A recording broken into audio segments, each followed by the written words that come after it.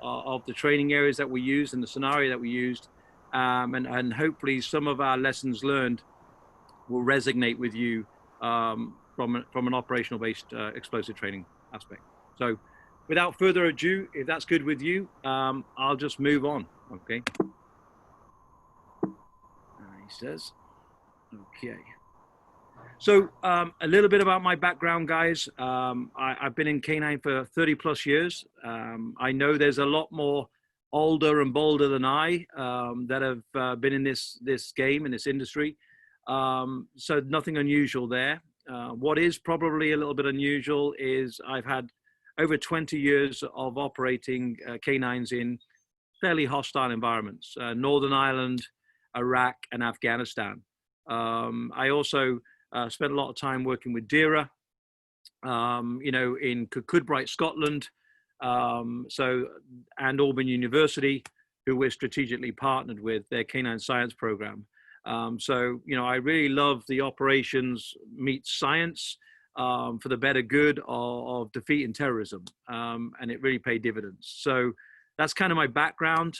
Northern Ireland, I was part of the British Army Dog Unit, which was coincided with the RAVC, the Royal Army Veterinary Corps. And before that, I was in the Parachute Regiment in the British Airborne Forces when I first went to Northern Ireland before transferring over to the Dog Unit.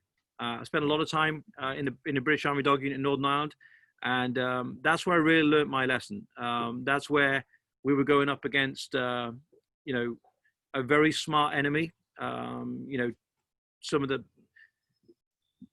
most complex devices that I've come across or seen, from complex RC devices, radio control devices, to passive infrared sensors when they first come out, to command wire, threat, timer power units. We were fortunate or unfortunate enough to see them all. And a lot of what I'm going to be talking about today and advising on are based on a lot of Northern Ireland experiences and what kept us ahead of the game, what kept us alive. Unfortunately, we did lose some of our fantastic dog teams in Northern Ireland, but there's a lot of lessons learned, and hopefully some of the things I talk about will resonate with you guys. I also spent 7 years in the Middle East, in Iraq and Afghanistan, managing some fairly large Department of State and Department of Defense contracts, standing up, some pretty big contracts in the U.S. Embassy in Kabul, for example, nationwide DoD contracts, and it was a different kind of terrorism. It was a more crude terrorism, an international feel, a lot of roadside type devices, larger devices rather than intricate urban complex type devices that I saw in Northern Ireland. And of course, throughout those 20 plus years in war zones, I've had some great dogs, some great partners, some great operational finds, and experienced a lot of things. And again, I hope to share some of that with you guys as we move on. So that's a little bit about my background. I'm currently the president of VW K9, or Vaporweight K9. We have a 320-acre training academy, one of the largest out there. We train close to 400 students a year from all different areas, military, law enforcement, and the private sector as well. And I'm also very proud to be the president of the Cargo Screening Canine Alliance, which is part of the new program, the TSA program, third-party canine screening, where we're using private sector canines to screen freight and cargo that's going on to aircraft. So a little bit about my background. I mentioned Northern Ireland. There were over 10,000 recorded explosive devices that actually detonated or were found in Northern Ireland. Those of you who haven't researched the Northern Ireland conflict, you should do so if you're in the explosive detection game. A lot of homemade devices, a lot of counterterrorism, and a lot of understanding the military patterns before placing devices out. They studied us, the enemy studied us, where we were setting up our checkpoints and our procedures and our, all this type of work. It was a very tit for tat type of conflict. You know, unfortunately, there was a lot of people killed over those 35 years, and it was quite a hostile environment for a handler and a dog that was inevitably being used to go down towards, you know, potential suspect devices and vehicles and all those things that were called in under a coded bomb warning, and you had to go and try and locate it. No matter what the device was, whether it was small, whether it was large, 1,000-pound ammonium nitrate and castor sugar, ANS type device, or whether it was searching for weapons and transit hides, it was a challenging environment with a very hostile local population in some of the areas that we're working in. Just to give you an idea of British soldiers, that figure is now up to, you know, I think 1,440 British soldiers lost their lives in Northern Ireland conflict. Many, many thousands of civilians, as you can see there. And I'm more than happy to share with Wayne a Dropbox link for this presentation for any of you that want some of the data. So guys, how should we approach operational based training? One of the things, obviously, we know, and I certainly teach, is be like a sponge. Okay, you know, we learn all the time. Sometimes I think that's a throwaway comment by instructors to kind of humble them, but we've got to be like a sponge and absorb information. And you know, no matter how long you've been in the industry, you can always learn something. You know, the last time I took something off a handler or a trainer and put it in my pocket was a young female trainer at our academy, and she was imprinting a dog on vehicles, say imprinting, teaching a productive area, and you know, typically with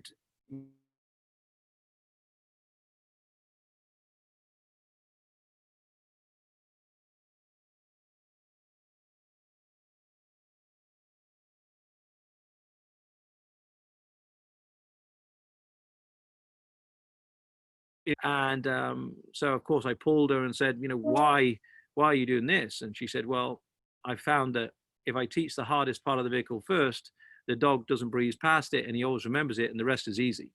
And I just instantly stopped 15 years of dog training mindset, and I took that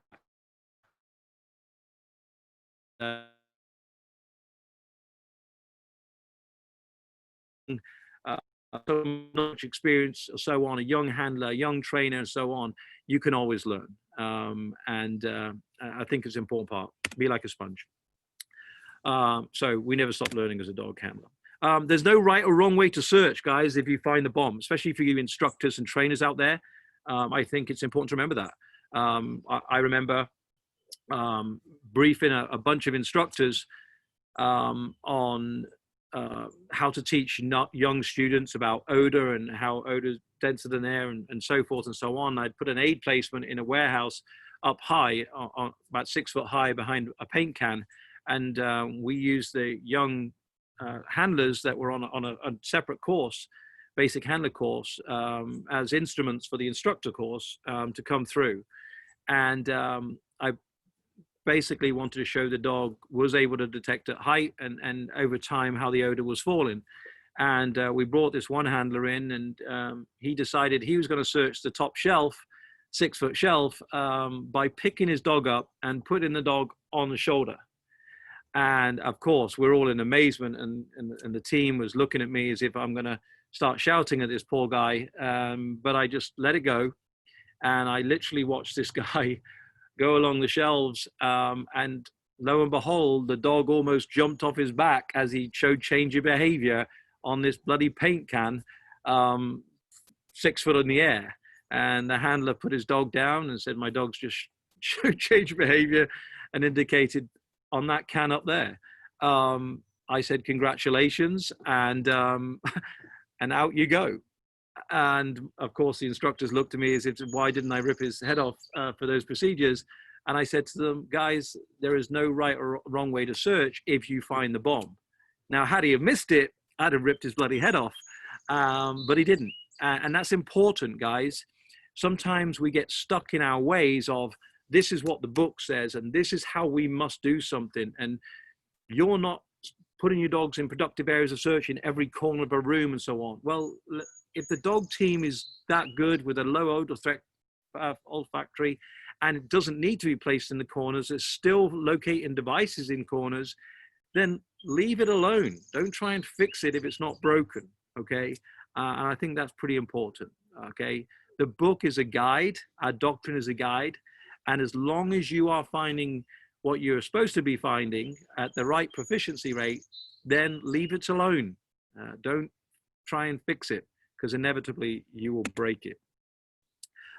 Train to be mission ready against current threats, especially with the maximum proficiency, and fully understand your role in the security picture. You've got to understand the bigger picture, not just your tiny little world as a canine dog handler. And I think if you're teaching young students, you need to reiterate that as well. And proficiency is the only thing, okay? I don't care how you get there, where it's increased training, better facilities, better locations, better equipment, it doesn't matter. Whatever you do to a canine program, as long as you're increasing the chances of a more proficient dog team and operating at your maximum proficiency, then you have got a successful canine team and probably a successful canine program as well. A canine manual, just a course teaching, it's simply a basic handling guide, and your job is to become an advanced dog handler. I see many handlers come through our academy, 7 years, 9 years in the game, and you would just think they passed a basic dog course, a month ago. They haven't evolved.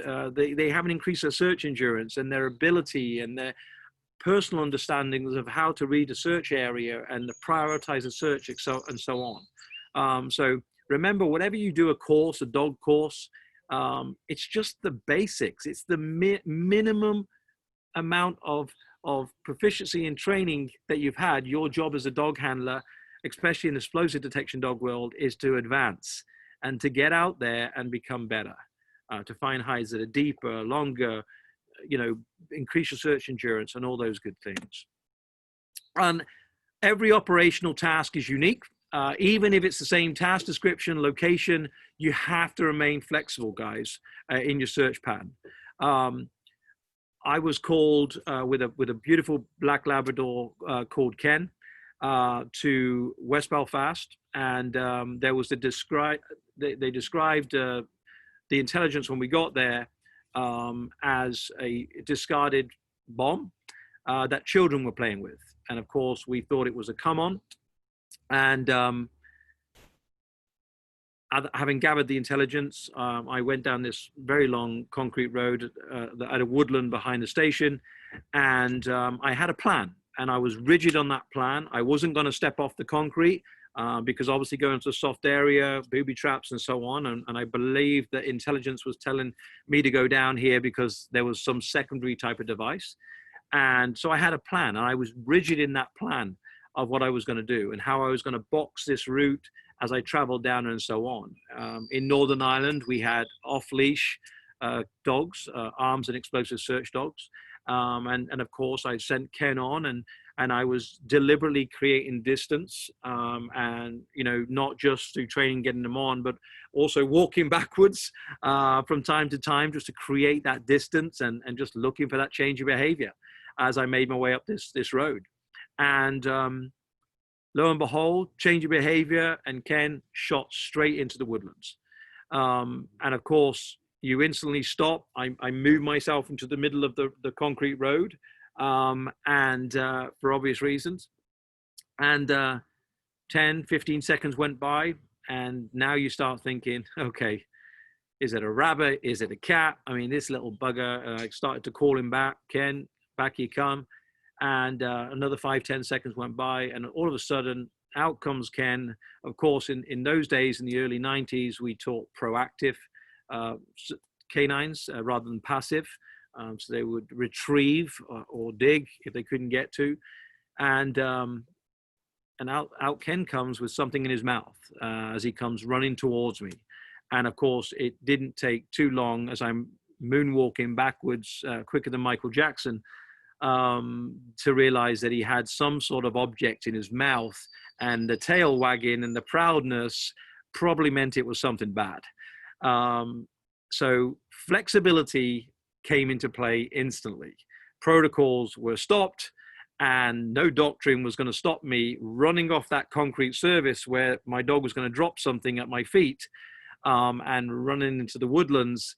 At least there was soft surface in there, as it was an autumn day anyway. So as I ran into the woods, and my dog thought this was the best game ever, as he brought a Mark 15 coffee jar bomb in his mouth, which is a glass coffee jar with Semtex inside it. I ran in, he ran in, and we kind of met in the middle. Teeth chattering of a proud dog, looking for an area that didn't have roots on the ground where I could gently prise this thing from my dog, lift him up by the collar, and sprint out of there as quick as you know what. Of course, call EOD and all the rest of it, what we called ATO, Ammunition Technical Officer. So there's an example of the ultimate flexibility. And the point to that is shit changes, guys. You can have the process in your mind and the direction and what you're going to do and so on. And in a heartbeat, you got to think quickly, and you got to be flexible in your search. Okay. And that's the point there.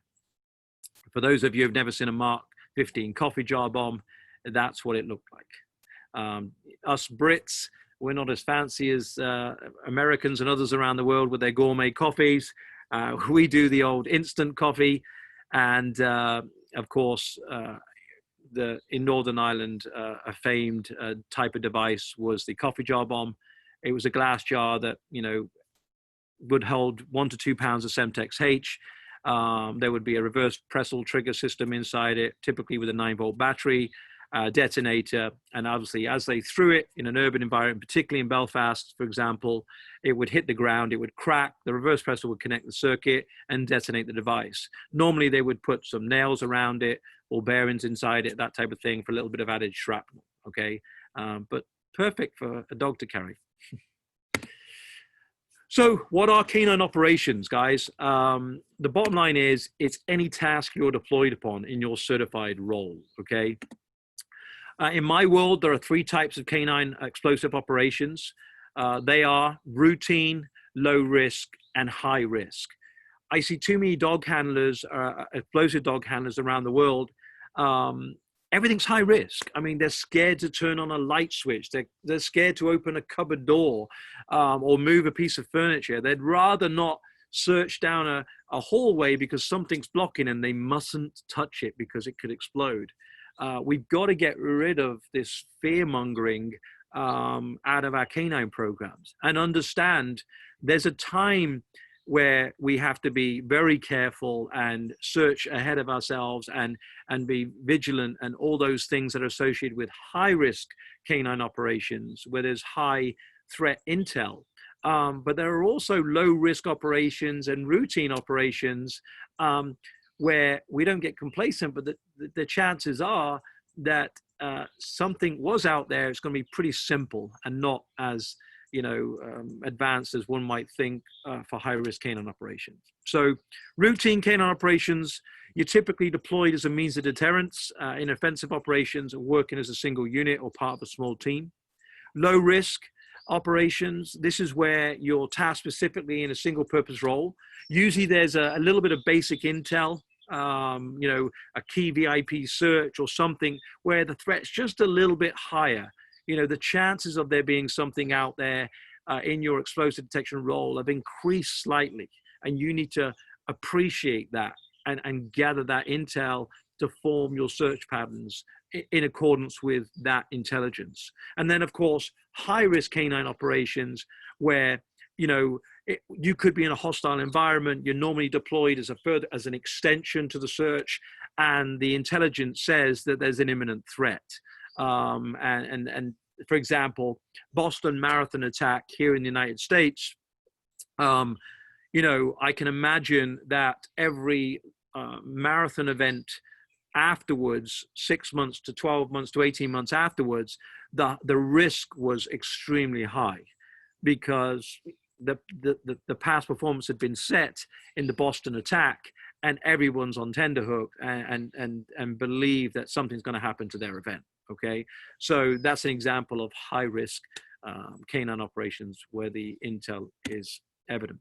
Okay, it's important to realize that all three are different, and you know, I'd rather see a handler in a routine search because he goes in every day and searches the same buildings, the same stadiums, and so on, rather than search in the dark. Turn the pissing light on, because the chances of there being some sort of light switch device behind there, hoping that you turn it on just to blow your hand off, because the chance of it getting your vital organs are pretty slim to none.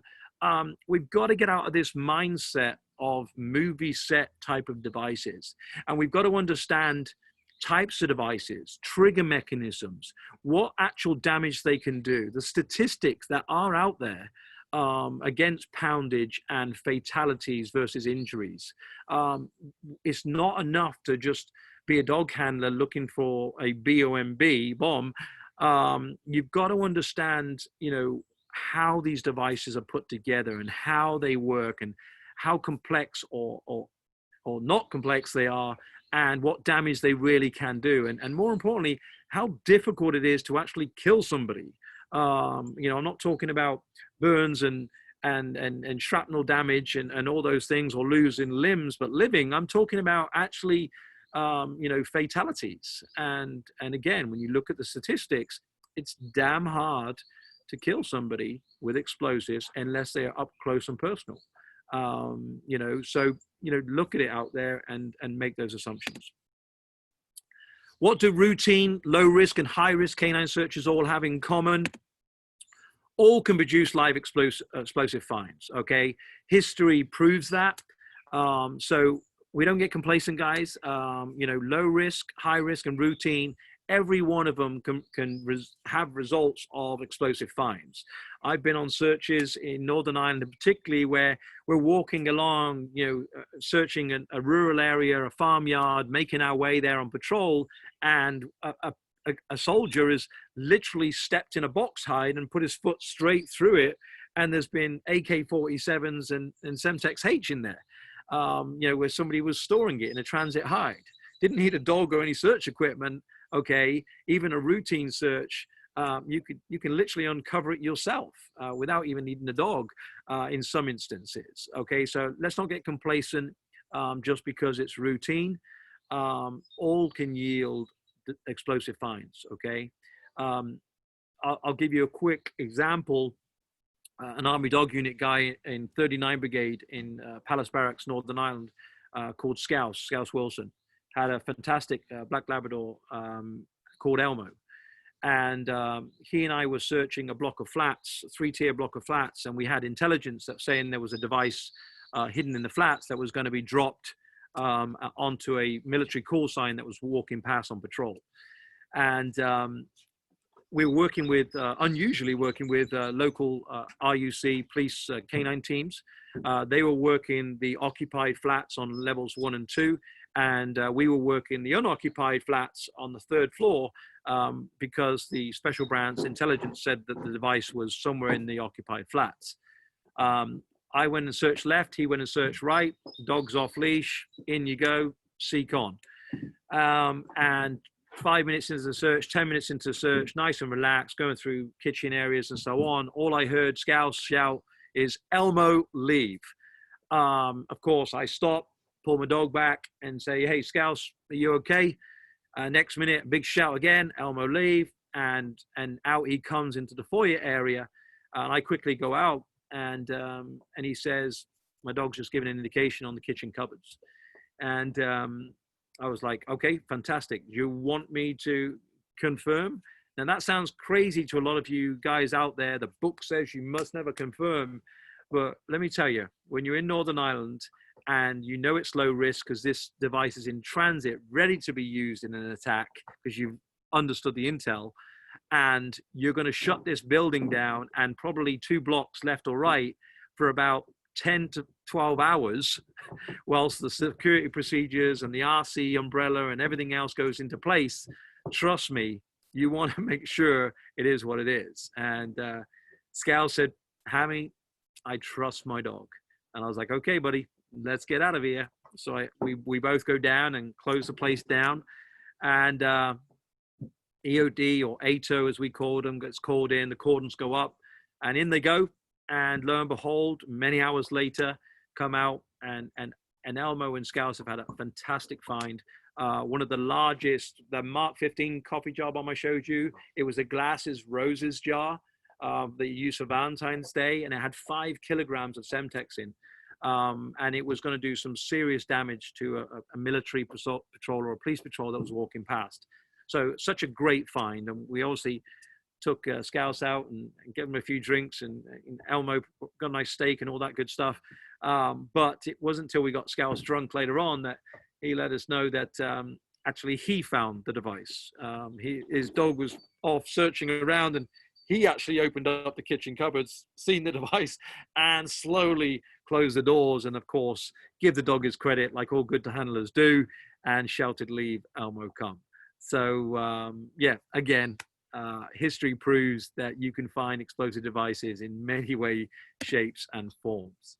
The number one handler error between all 3 types of operational search that I talked about, routine, low risk, and high risk, is of course complacency.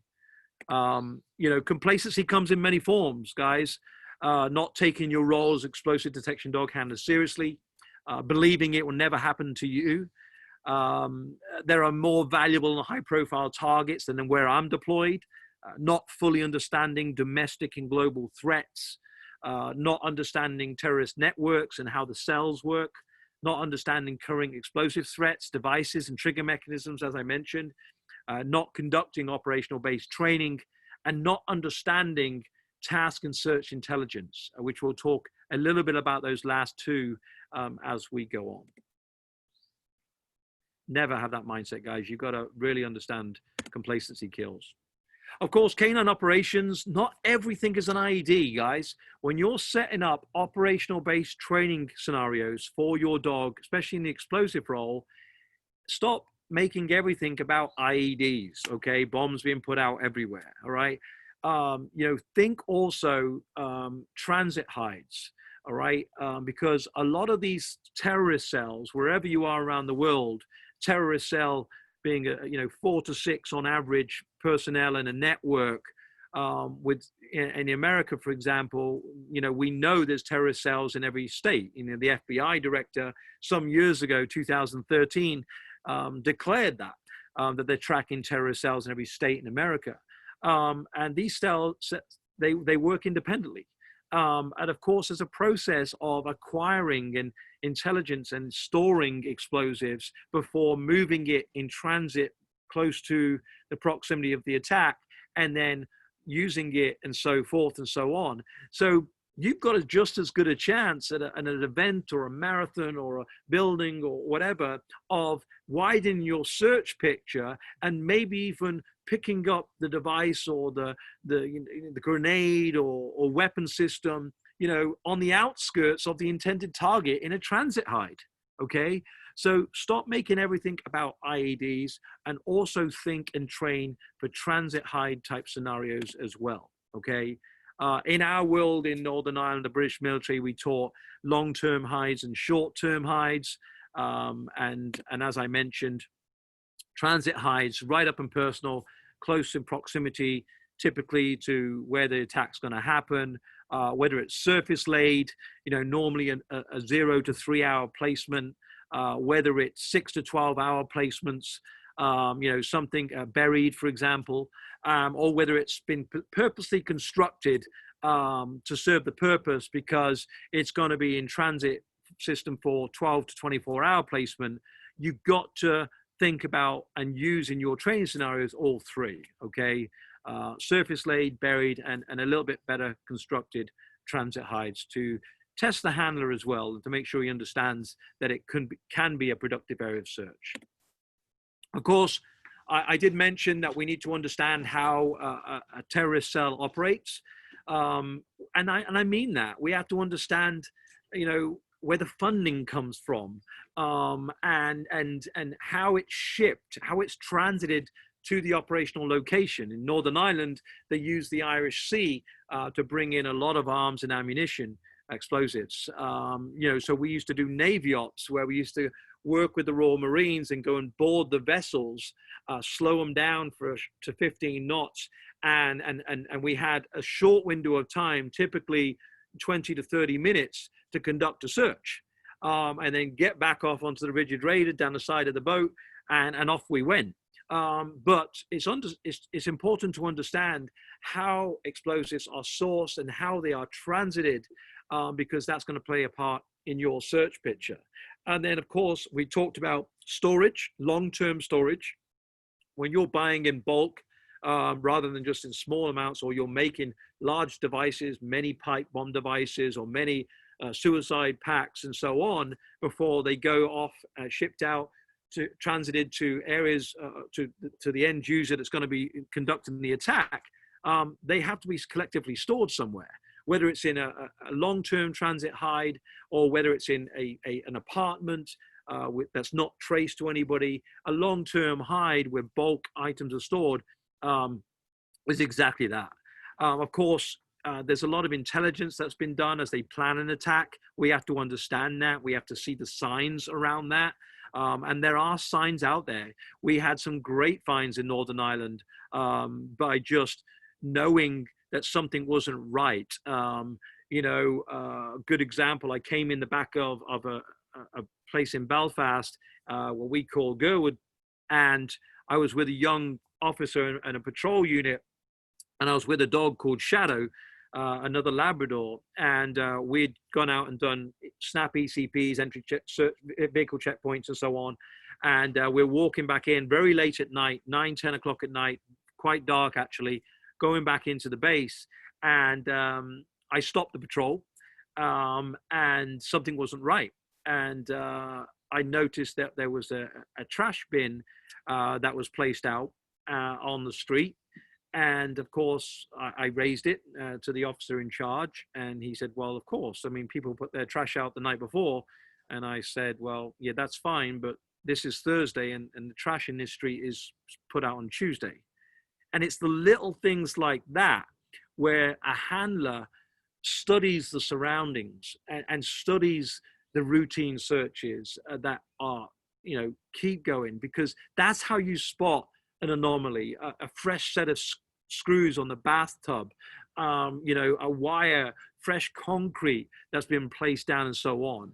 And actually, that was a device with 500 pounds of ammonium nitrate and cast sugar with a command wire depth, and it would have caused us a lot of pain, for sure. But little things like that, you didn't need your dog to find it. The surroundings and having an awareness, a search awareness, a sixth sense, rather than head down handling, you know, all right, what's my search area? Let me get on with it. You know, you've got to advance, guys. That is just basic handler thinking. And you need to, as instructors out there, you need to start setting up scenarios where you test the handler's ability and his search awareness a lot more. We know the dogs are good. And a lot of weaknesses in a dog team are easily attributed to a dog handler, and that we can improve upon for sure. Okay. How not to deal with the suspect package. You know, a lot of dog companies that I've worked with in the Middle East and so on were using dogs to search suspect packages, and I put a stop to it, and all the programs that I managed instantly. There's a big difference between getting search intelligence that there is a possible vehicle bomb, you know, in a car park full of 500 vehicles. That's fair enough, because clearly EOD or ATO cannot go and search 500 vehicles and x-ray them and all those procedures that he does. That's where you use a dog to fine tune and pinpoint, looking for that change of behavior. Okay, as a handler, it still doesn't stop you during the search looking for, you know, the suspension that's a little bit lower than it should be, or the name tags that are half hanging off because they've been replaced, and little telltale signs. But what we don't do and mustn't do as dog handlers is search anything that's been deemed suspicious, any single item, a bag, a vehicle, an area, okay, that you can say, look, EOD can come in and tell you that that's not suspicious, because he'll come in with his x-ray equipment, with his push and pull lines and so on, and there's no need for you to go up there with your canine just in case there's a new type of explosive or a new formulation that changes the scent picture and your dog has an off day and misses it or shows slight interest and moves away.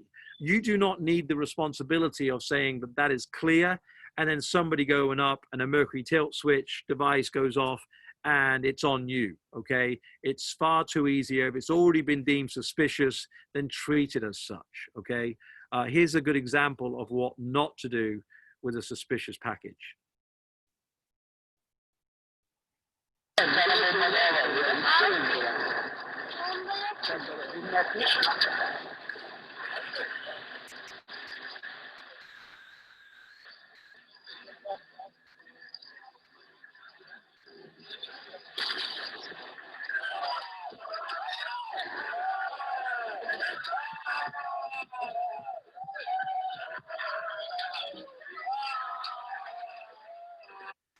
And I apologize for those that are a little bit squeamish out there, but I think sometimes you just need to understand, you know, firsthand, you know, how dangerous it is to search a suspect package. Okay, leave it to the experts with all the gear, as in our EOD friends or our bomb techs, whatever terminology you use in your various companies.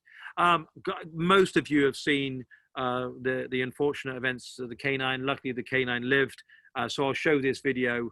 Absolutely terrible handling. Again, suspect package. Silly.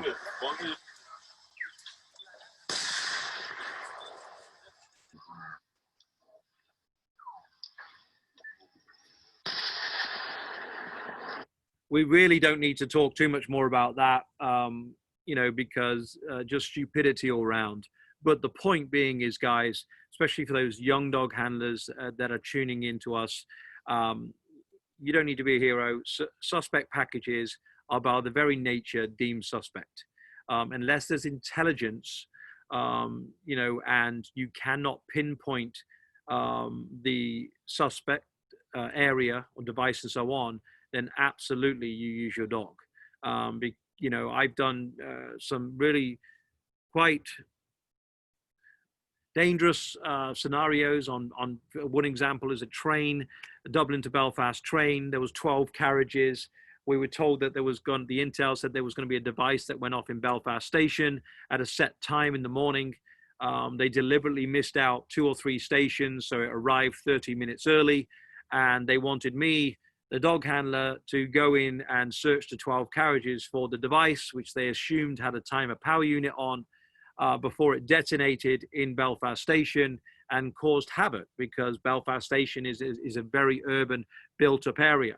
And it would have disrupted and probably caused quite significant fatalities for some yardage or meters, maybe 1,000+ meters, depending on the size of the device. So that's one of those things where, look, EOD cannot go in and search 12 carriages in the time frame that you've got. I mean, that is one of the benefits of a dog team. We speed up the search. And I can tell you that going in and searching those 12 carriages, of course, I said I will be out in 20 minutes, not 30, giving myself a little bit of time.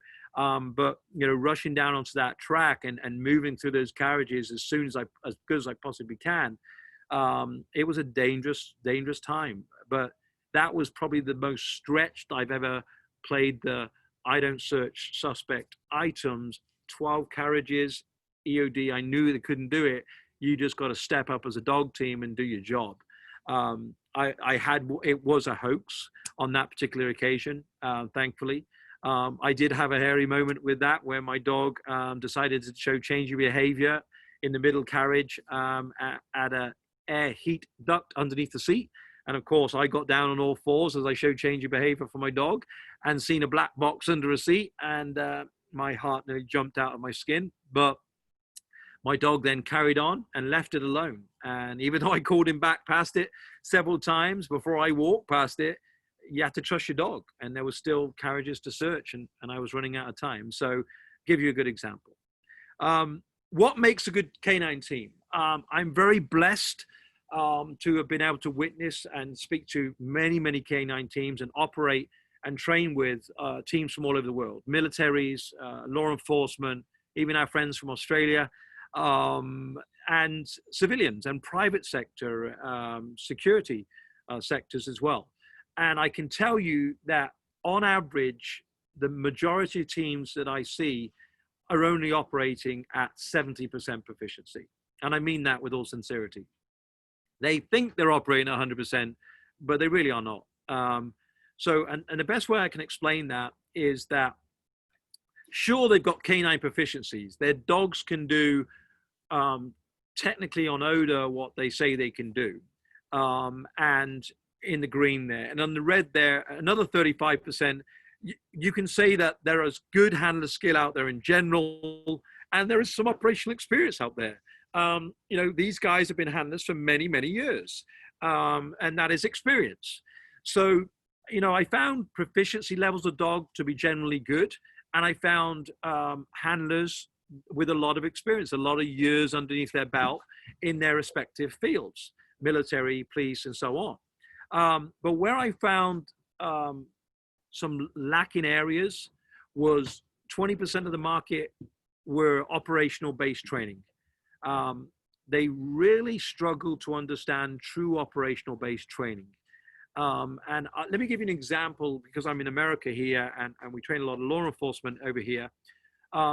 Imagine a small town police department here in America, a single dog team, Canine Sid, and he is the unit's only explosive detection dog. And every Thursday, the small town police department, they come out because it's time for Canine Sid to show what he can do in his weekly training on this every Thursday. And he goes out and the birds are singing in the trees, and it's a beautiful sunny day, and they bring the beautiful assistant out to plant the explosive aid, and the chief's out and everybody's watching.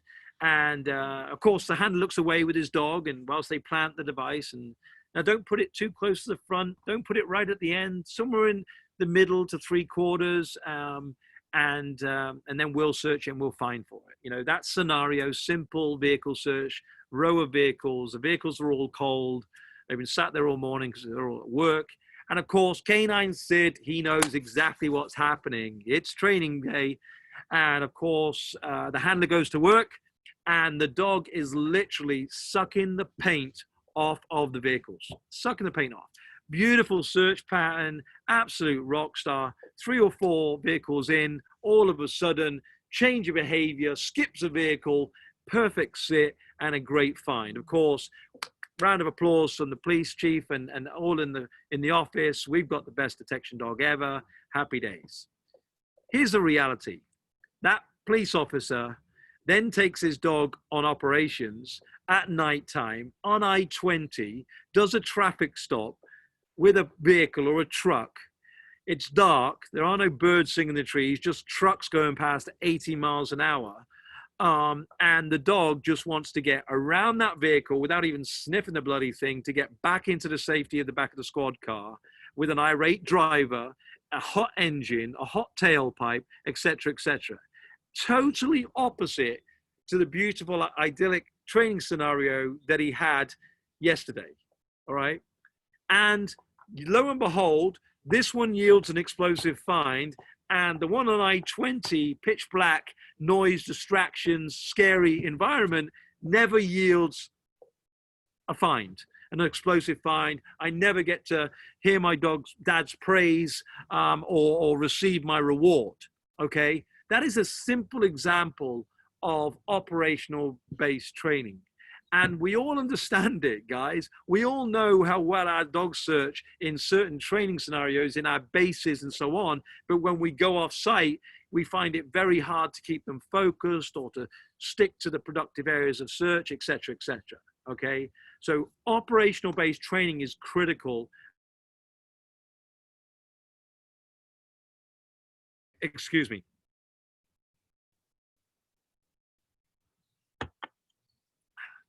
I'm a Brit. And another area, 10%, I found almost always missing is a handler's use of intelligence.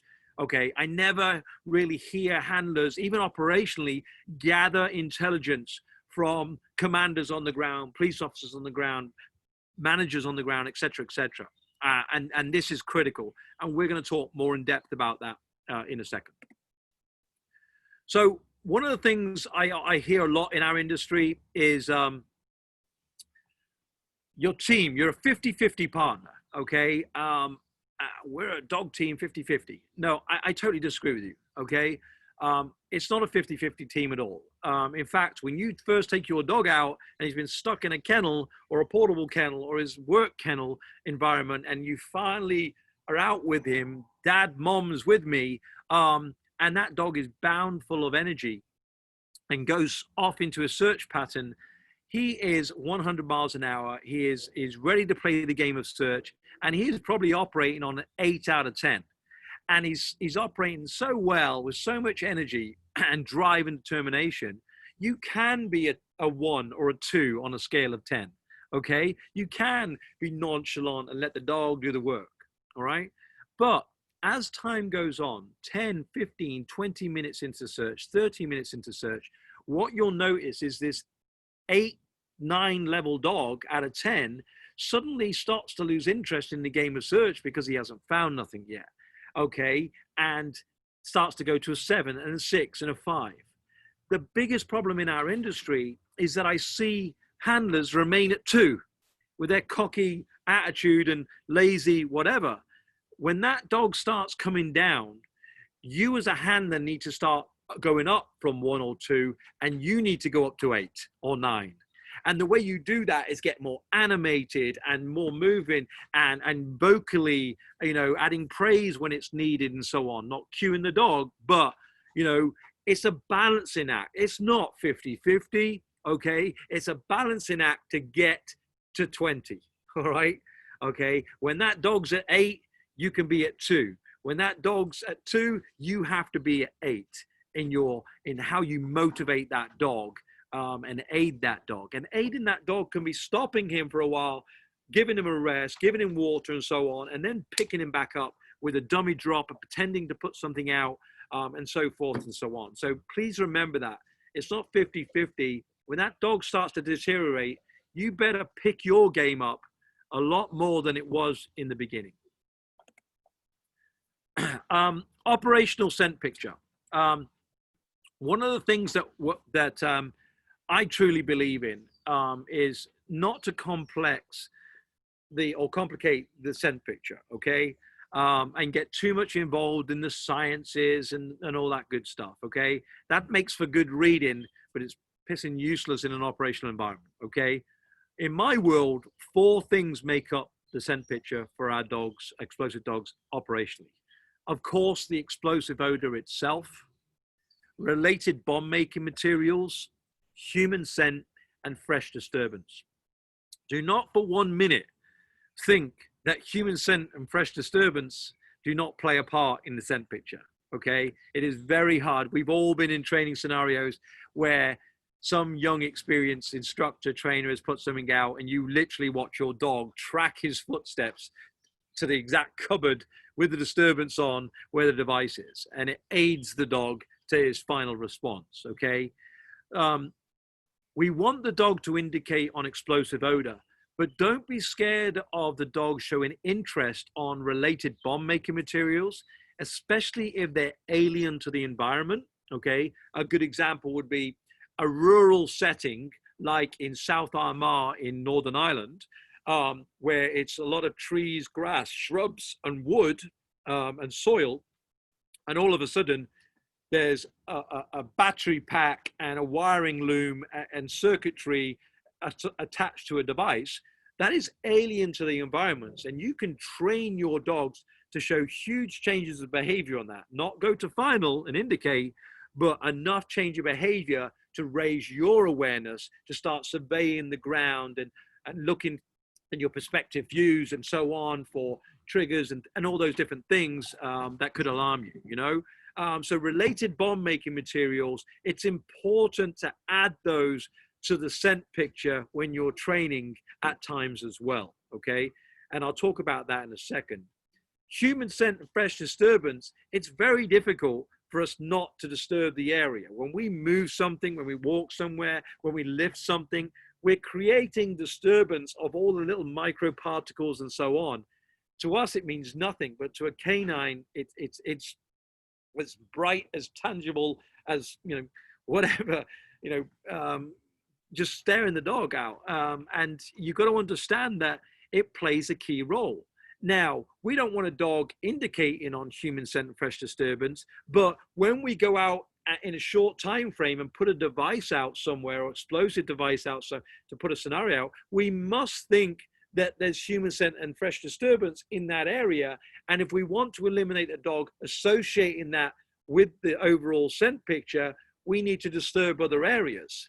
But there's also times in training where you want to cue the dog on a little bit to show that change behavior. So he maybe goes down this hole a little bit further, or down into the bank of the stream a little bit further, or into this dark corridor, deliberately put some disturbance and human scent going around there to force him into those areas he wouldn't normally go in. So use human scent and fresh disturbance to your advantage, guys. One of the better finds I had in Northern Ireland didn't even have any explosives in. What do I mean by that? I was coming back into a base, and my dog showed change of behavior at a school concrete fence. So I stopped. He was airing up all over the fence, okay? And as a patrol, we had to walk past that on the way back to the base. And what I did was I then pulled back, and I went into the school over another part of the fence, not through the gate where we would be channeled. And I started to work the route from the inside to see what was causing my dog to air scent.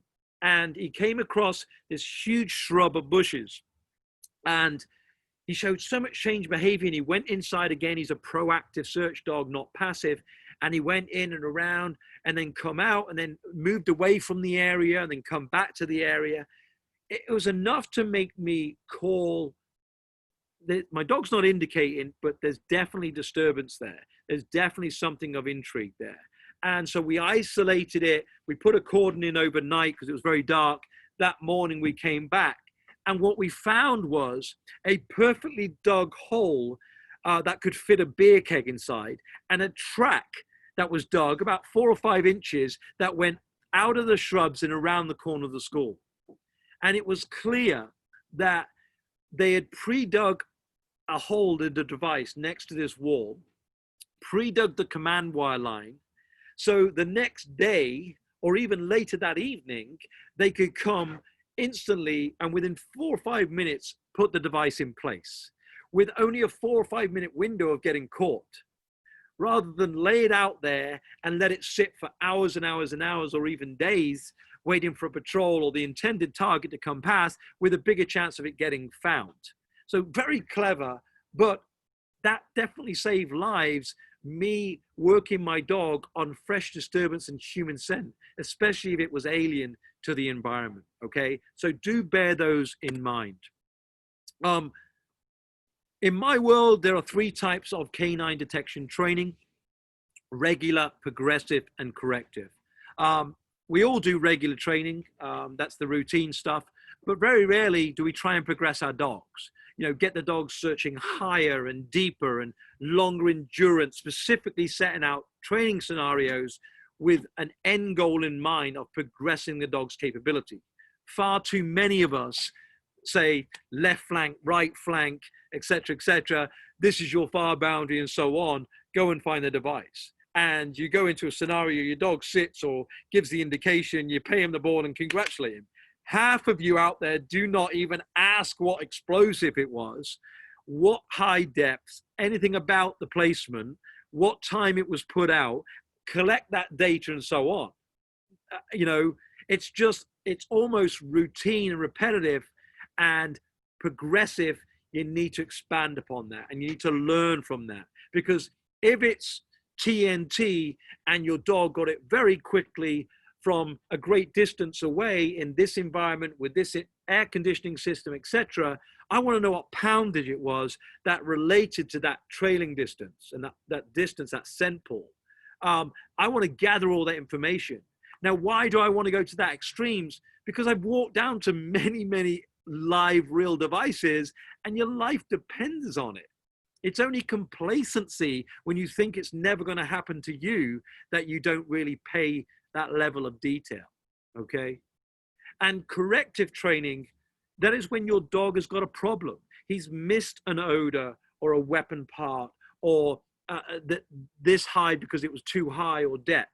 And then we have to set up corrective training to mimic that environment and to maybe lower the height until the dog starts to indicate and become an odor again, and then push it back up, and all those things. So corrective training is setting up the scenarios deliberately to correct an issue with our canines, whether it's endurance.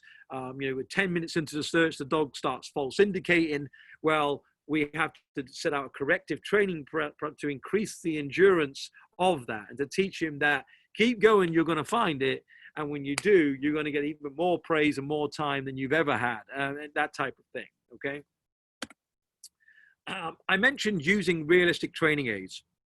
Too many handlers out there now are picking it and wanting source odor only. All right. There's this mindset in our industry right now, and it's incorrect, where we talk, just put odor out. We only want the dogs indicating on odor. Okay. And what happens is they put out half a pound or a pound of explosives. You see a Semtex there, H.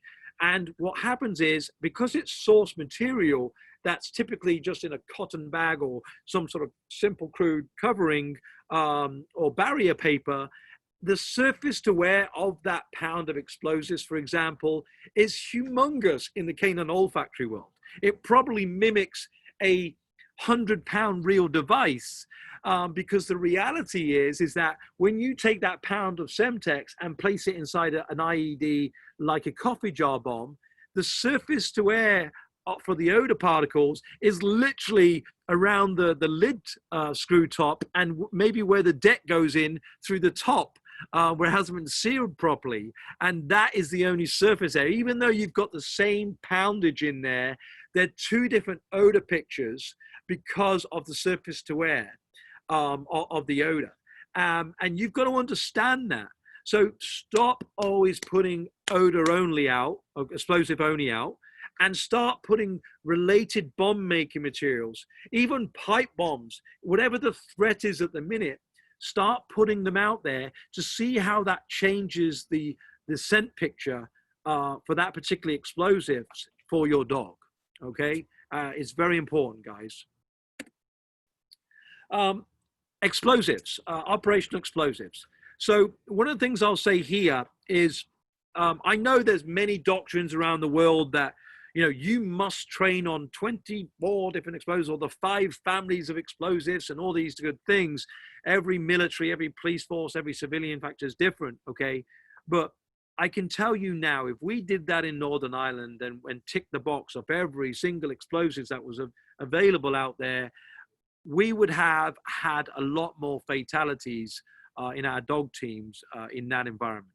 What we had to do is rip up the rule book, okay, all but 1 month away from annual certification, where you quickly imprint all the relevant bullshit odors again, or irrelevant odors, and focus in on the likely explosives that were going to be found in your area of operation. Pick 3, pick 4, pick 5, pick 6. In Northern Ireland, I picked ammonium nitrate and caster sugar. I picked pipe bombs with some sort of powders in. I picked Semtex H for obvious reasons as my primary 3, okay? And what I would do is, training time is limited enough anyway, especially in a very busy operational environment. So I made sure that I was hitting those 3 odors plus weapon parts on most all the time. And every now and again, every 3 months or 4 months, I'd add some of the what I call bullshit explosive odors that were never likely to found, because the last time it was ever used was 1987 type deal. Okay, but by doing that, ripping up the rule book on that, I had my dog focused and doing training on what he was likely to find. Okay, and so he was on it. He wasn't waiting 2 months to come back round to ammonium nitrate and tick that bloody box in our training manual, okay? My dogs were currently and always on the most current explosive odors in the relevant formulas, okay? And that was so important to keep our dogs ready to come across odor in the real environment, explosive odor in the real environment, okay? So focus in what is likely in your area of operation.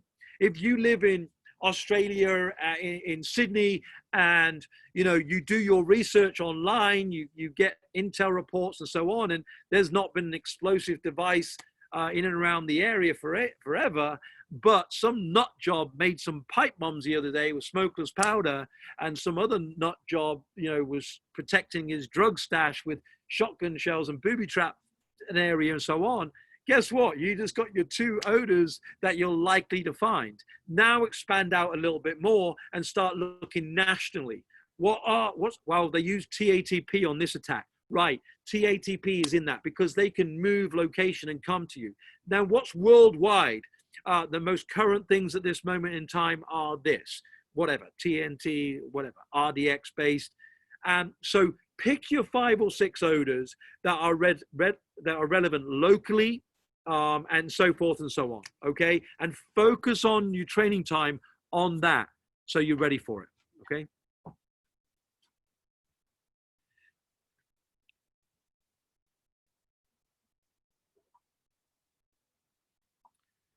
Okay, I'm just going to close that a minute.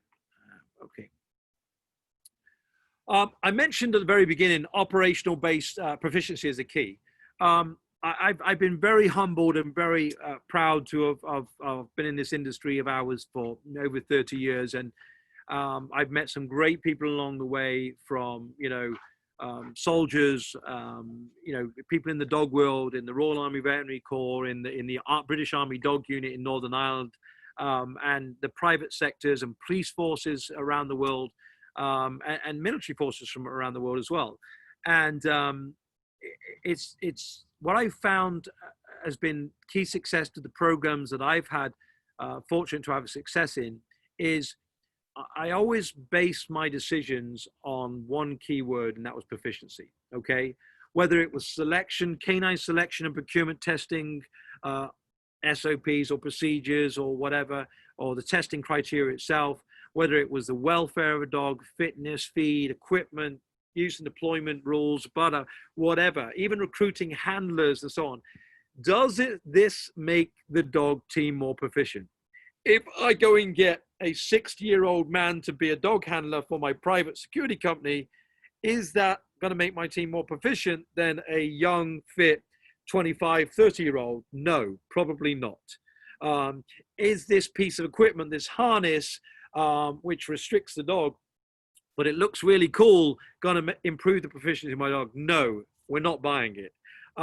Is this explosive and this storage and this facility or this training aid going to improve? Yes, it is. Then I'll buy it.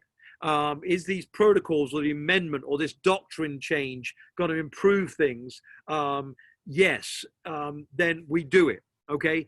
Every decision, training, program management, equipment, use, corporate support, everything, even a vacation structure of handlers getting time off with their families and so on.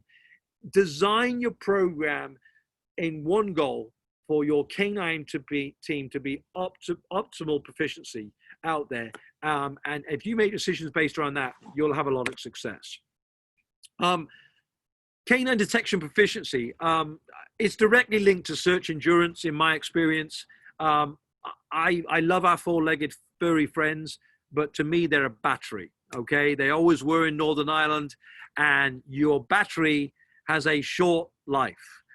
Depending on the environment, the heat, the task, and everything else, and all those things we know too well, that battery starts to go down, and it starts to go down very, very quickly, okay? I'll give you an example. If we have limited education on basic dog handling, we tend to run our canines into the ground very, very quickly. But if we use our dogs intelligently and prioritize the search areas and so forth and so on, we can extend that battery life. It's a bit like a torch. If you turn a torch on during the daylight, don't expect the light to be on at night when you need it, okay? Turn that thing off when you need to turn it off, and turn it on only when you need to turn it on, okay? One of the searches where I had a nice find in a tunnel system. It was a 2-kilometer search where we were told there was something on the tracks with the intelligence, and I went with a call sign. Very difficult scenario to search train tracks, as most of you probably know. Very difficult, uneven surface for the dogs with the large rocks. In Northern Ireland, they used to use the railway tracks and pass currents through the lines to detonate devices and all sorts. It was just a nuisance to search.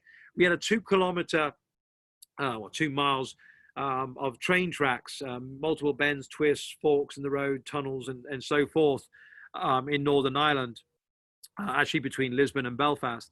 And I was the dog handler on scene, and I instantly said, right, ready to go, call sign, my protection there and everything else, a young officer again. And I clipped my dog up, said, let's go. And I started walking up the track. Didn't even put my dog in harness and start searching. And about 5 minutes in, the patrol's coming up behind me, and the young officer shouted, hey, Paul, what's going on? We haven't done any searches yet. I said, not yet. Now's not the time. Off we go. And then all of a sudden, the track started to sharp bend. The first bend it come to, I stopped 20, 40 yards short, put my dog in harness, said, okay, guys, hold so I'm here. And I started to box the train tracks and conduct search.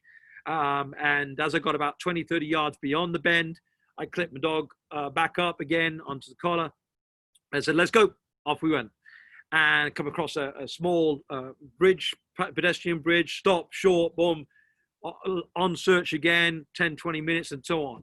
And here we were 1.5 kilometers into the search, and I'd only had my dog in harness for 15 or 20 minutes, okay? And the important thing there was my dog's still bounding with energy, and I came across a tunnel scenario, and I had a beautiful indication, a beautiful find with my dog about 1.6, 1.7 kilometers in. And the point being here is that you know it and I know it, that my dog wouldn't have had a find if I had had that dog searching 4 kilometers, because up the left-hand side, crossing over the tracks, coming back to you is twice the distance, okay? And my battery in my dog would have been gone, okay? So you've got to use that battery to your ability and turn that bloody light switch off when it's not needed, okay? I worked with my experience on the ground. If you're going to put an explosive device out, okay, why would you want to put it on a piece of track that's perfectly straight when a train's going to be going 60 miles an hour, when it's going to slow down to go 40 around this tight bend, or when you can channel it underneath a tunnel and have more effect for your bang and confinement in spaces? We all know what happens to explosive devices in that scenario. You know, that's how my mind was thinking. If it was me here putting a device out to cause maximum fatalities and damage, where would I want to put the device? And I just thought like a terrorist, and then used my dog to search those areas as a priority. And in that circumstance, it worked out. The importance of intel, operational intel gathering, guys, is what I want to go on to next. Extremely important. Why is intelligence gathering prior to canine search important? Well, it's important because you need to understand the task, and therefore you can prioritize the use of your canine and save the energy I talked about. You need to understand the threat and therefore search more productive areas. It does speed up the search when you understand the intelligence of what's in front of you, and of course keeps you and your canine safe. You know, I remember a young dog handler actually in the Royal Army Veterinary Corps, which I've got a lot of respect for, came to Northern Ireland, to Belfast, and I as one of the more experienced personnel at 39 Brigade, I set up a training scenario for him, and I wanted to watch him work and search. And I put out a simple route, and I gave him intelligence that he was looking for a Mark 16 horizontal mortar. And he started his search off and box in, left hand crossing the dog over, coming down the right-hand side, but he was searching nooks and crannies and drains in the road and so on. And I stopped him and said, why are you searching a drain? Well, there could be a device in there. I said, what type of device are you looking for? He said, a Mark 16 horizontal mortar. Looked at his notebook. And I said, what is a Mark 16 horizontal mortar? And there was a pause. And he says, well, I guess it's a mortar tube that's horizontal. And I said, well, what the hell's the fucking point of putting it in a drain? You're going to shoot a fucking plane out of the sky? You know, and it suddenly dawned on him that what he was looking for is, you know, something that's going to take out a British military Land Rover and probably going to be stored a meter or so off the ground, probably need a backsplash plate, so put into a bank or a hard surface at the back end for the recoil side of things. And the reality is, if it overshot, we wouldn't want fatalities like a school system or so on and so forth. So, you know, I would look at that route going down and go, there are no banks left or right, so there's nowhere to put a horizontal mortar here, clip my dog up and walk. All of a sudden, there'd be a bank on the right-hand side, but if there was a school on the left-hand side, I wouldn't even search it, because you've got to think like a terrorist, and if that misses the intended target, in this case a vehicle, based on the intelligence, it would overshoot, okay, and cause fatalities. That would be bad propaganda. So I wouldn't waste my dog's battery life on that. But now I come across a place where there is a channel in the road, there is no overshot, it's an empty field, and there is a raised bank. This is where I want to search, looking for a horizontal mortar. You've got to think to that level of details, guys, when you truly understand the risk and what you're trying to do, which is save your bloody life, okay? And there's a difference between basic dog handling and advanced dog handling. And how I saw that route gathered on the intel to how this young dog handler saw it, just going through the motions of what he'd been taught, everything's a productive area. There's a world of difference, guys, and you need to understand that, and you need to start setting up training programs and problems for that, okay? Based on operational intel, we did an advanced course for Amtrak Canine Police Officers. At our VW Canine Academy in Anniston, Alabama, we have a very good 2-week advanced EDD handler course, and it really puts you through a lot of operational scenarios that you'll probably never get to experience, but you'll learn more about your dog than you ever thought. And we had 65 plus Amtrak Canine Police Officers come through multiple courses through the course of the year. They come to our academy every second year. And bear in mind, their job is to protect the nation's railway in the United States. Amtrak Canine Police Officers is the Amtrak National Rail Service Canine Police Officers and their canine teams. And they have traditional bomb dogs and body-worn explosive detection dogs like vaporwake dogs. So I'm doing an advanced class for them. So I asked them a simple question. Bear in mind, this is their area of operation. And I've got a lot of respect for the Amtrak Police Canine Program. They do a lot of work.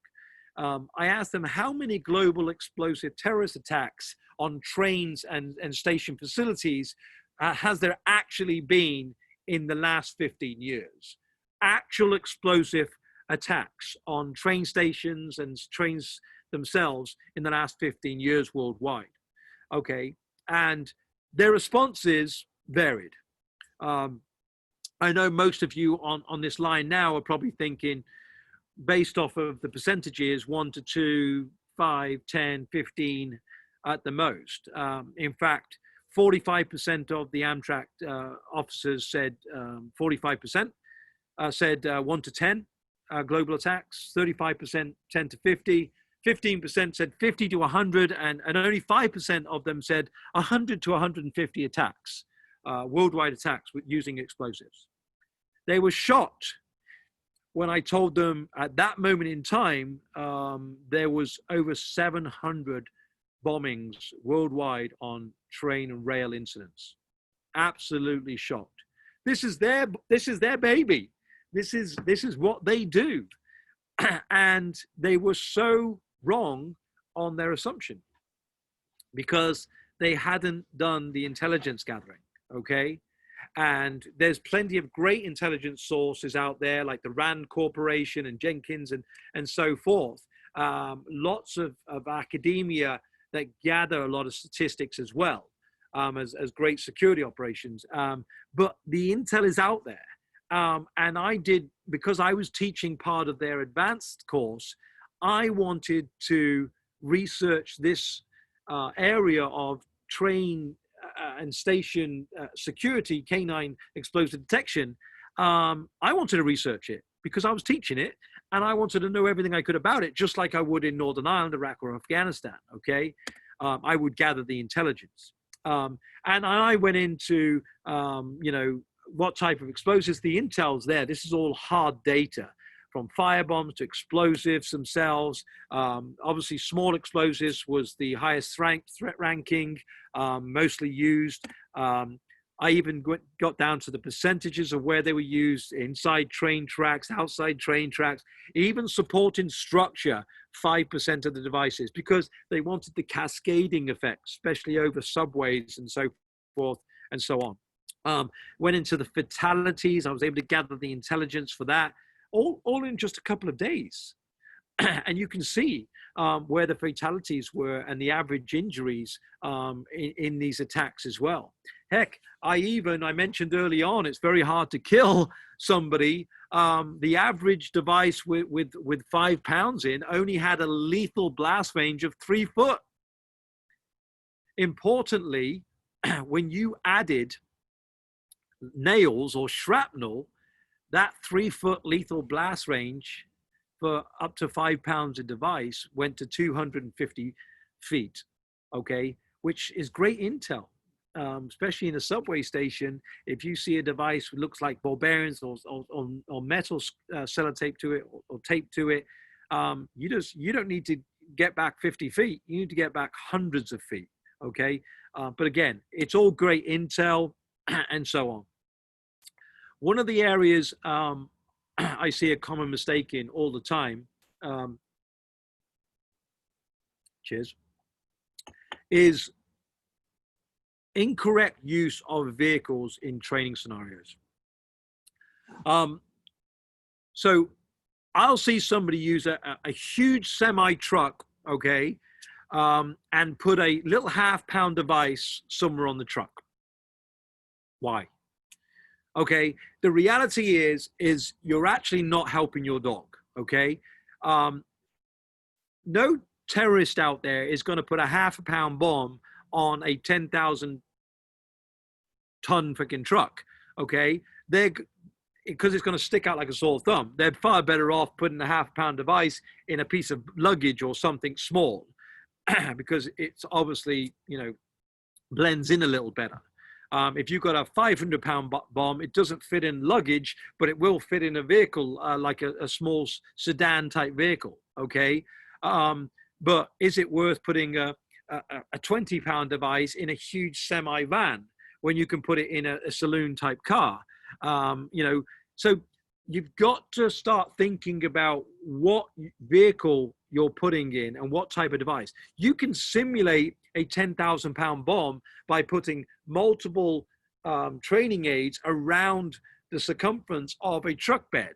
Obviously the same odor. Now you've increased the surface area, and now you're mimicking a 500-pound bomb or 1,000-pound bomb or so on, because you've got 6 half-pound devices all around the truck. And now you've increased the scent picture and giving your dog a more realistic association with this large odor is coming from this large bloody truck, rather than trying to get them to find a needle in a haystack, okay? So do think operationally as well when you're mimicking especially using vehicles.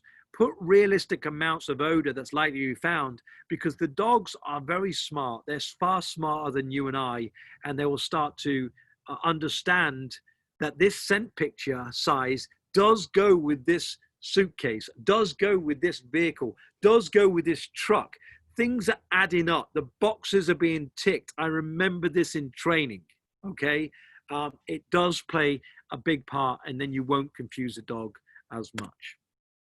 So one could argue that even my Amtrak advanced course conclusion, only after 2 days of train system intel gathering, I probably had a better understanding of the threats around rail systems than they did. And some of these handlers have been handling in the rail system for 7 years. It's not to negatively put down the program. They've got an outstanding program and they invest a lot of money in advanced courses and so on.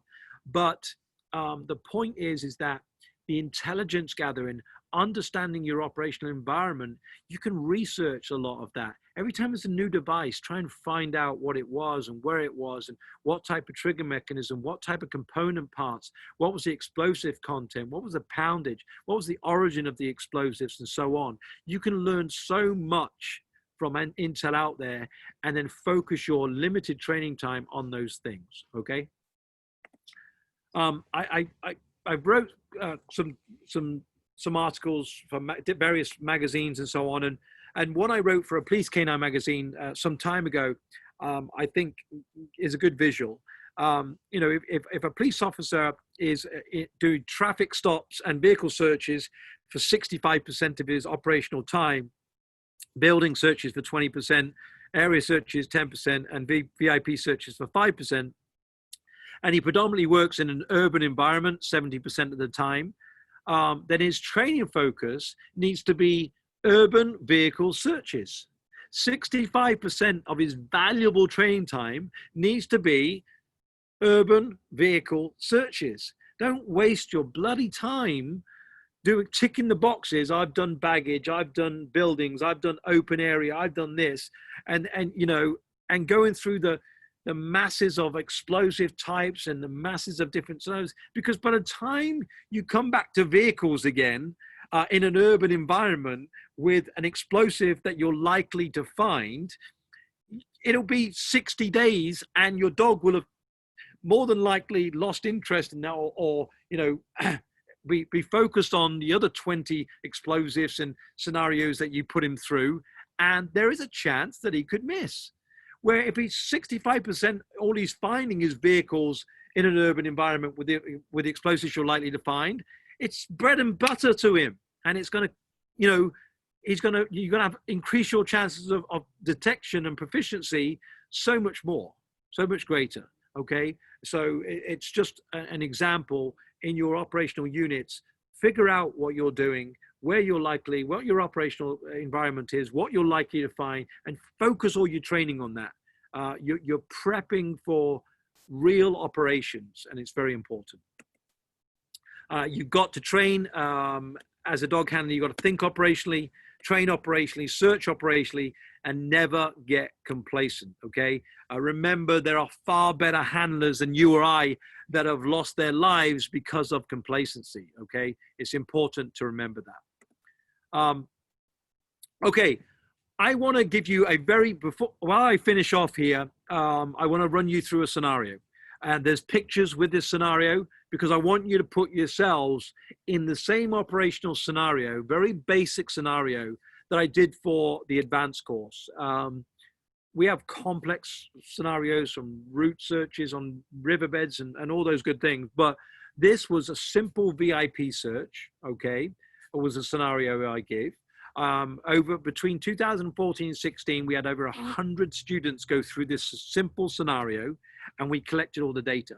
And I'm going to share it with you, but I want you to put yourself as dog handlers into this role as we go along, okay? And be honest with yourselves, how well would you have done, okay? So the scenario was a low-risk operational VIP task, EDD handler vehicle search, venue search. I did put a time constraint on it, and we did collect the data, okay? So this is one of our training buildings on our academy. It is a residential hotel search. The scenario was a VIP visit, pretty simple. My role in the scenario was a hotel manager, okay?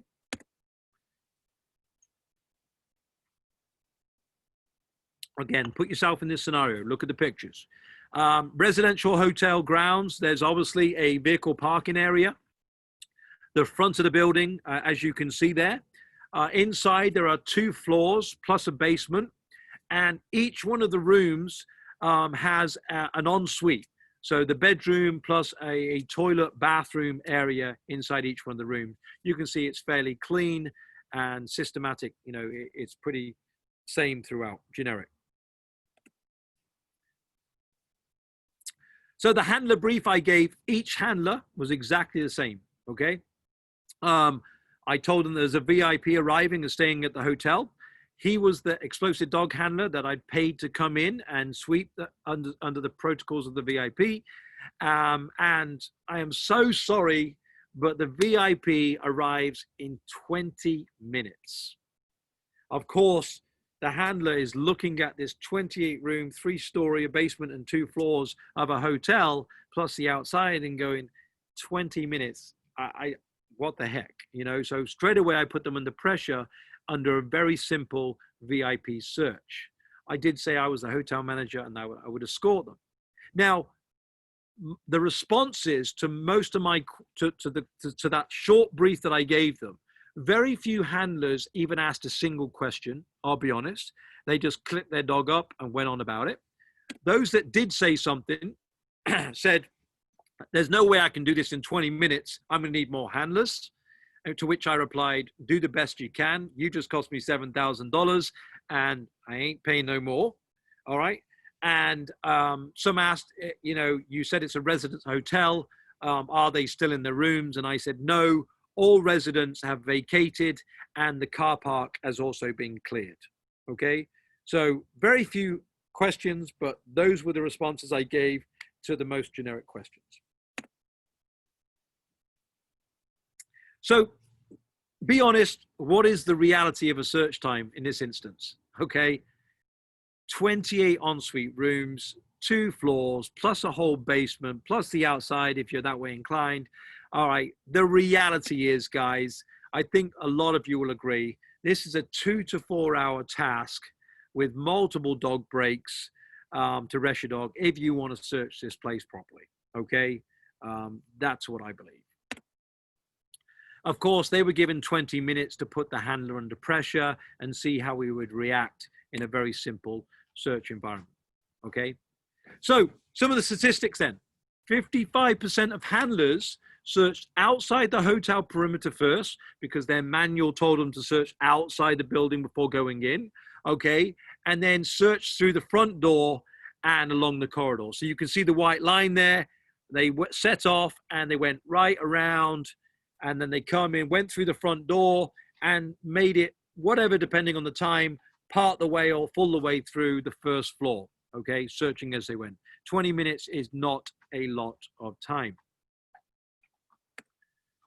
Of the 55% teams that searched this way, only 3/4 of them found an IED that I'd placed in the shrub bushes, in the soil in the ground there, to the right-hand side of the main entrance. Only 3/4 found an IED. Okay, why?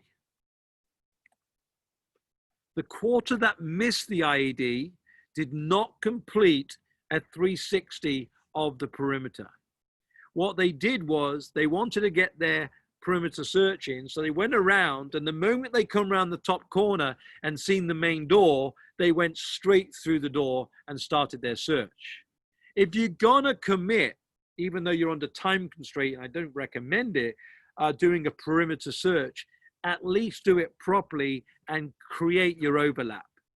Quarter of them didn't, and they went straight through the front door and missed that right-hand side shrub bush and thereby missed the IED placement, which I knew some of them would, which is exactly why I placed it there. 35% of handlers searched the path leading to the hotel. They quite rightly recognize there is no time for a perimeter search, okay? And they searched up the pavement because they believed the VIP was going in that way. And they then went through the bottom floor, okay?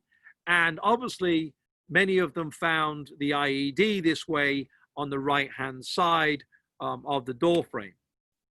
However, 20%, as you can see here, let's get back one. 20% of the guys managed to go up to the second floor.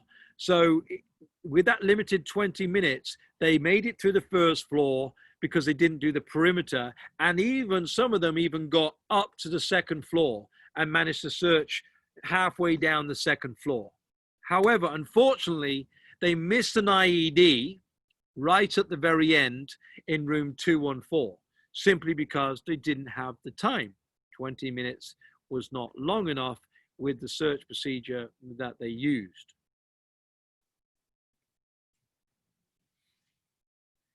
10% of all handlers found a third IED located in the car park, as well as the other two IEDs that I've just mentioned, the one by the door and the one in room 214 on the second floor.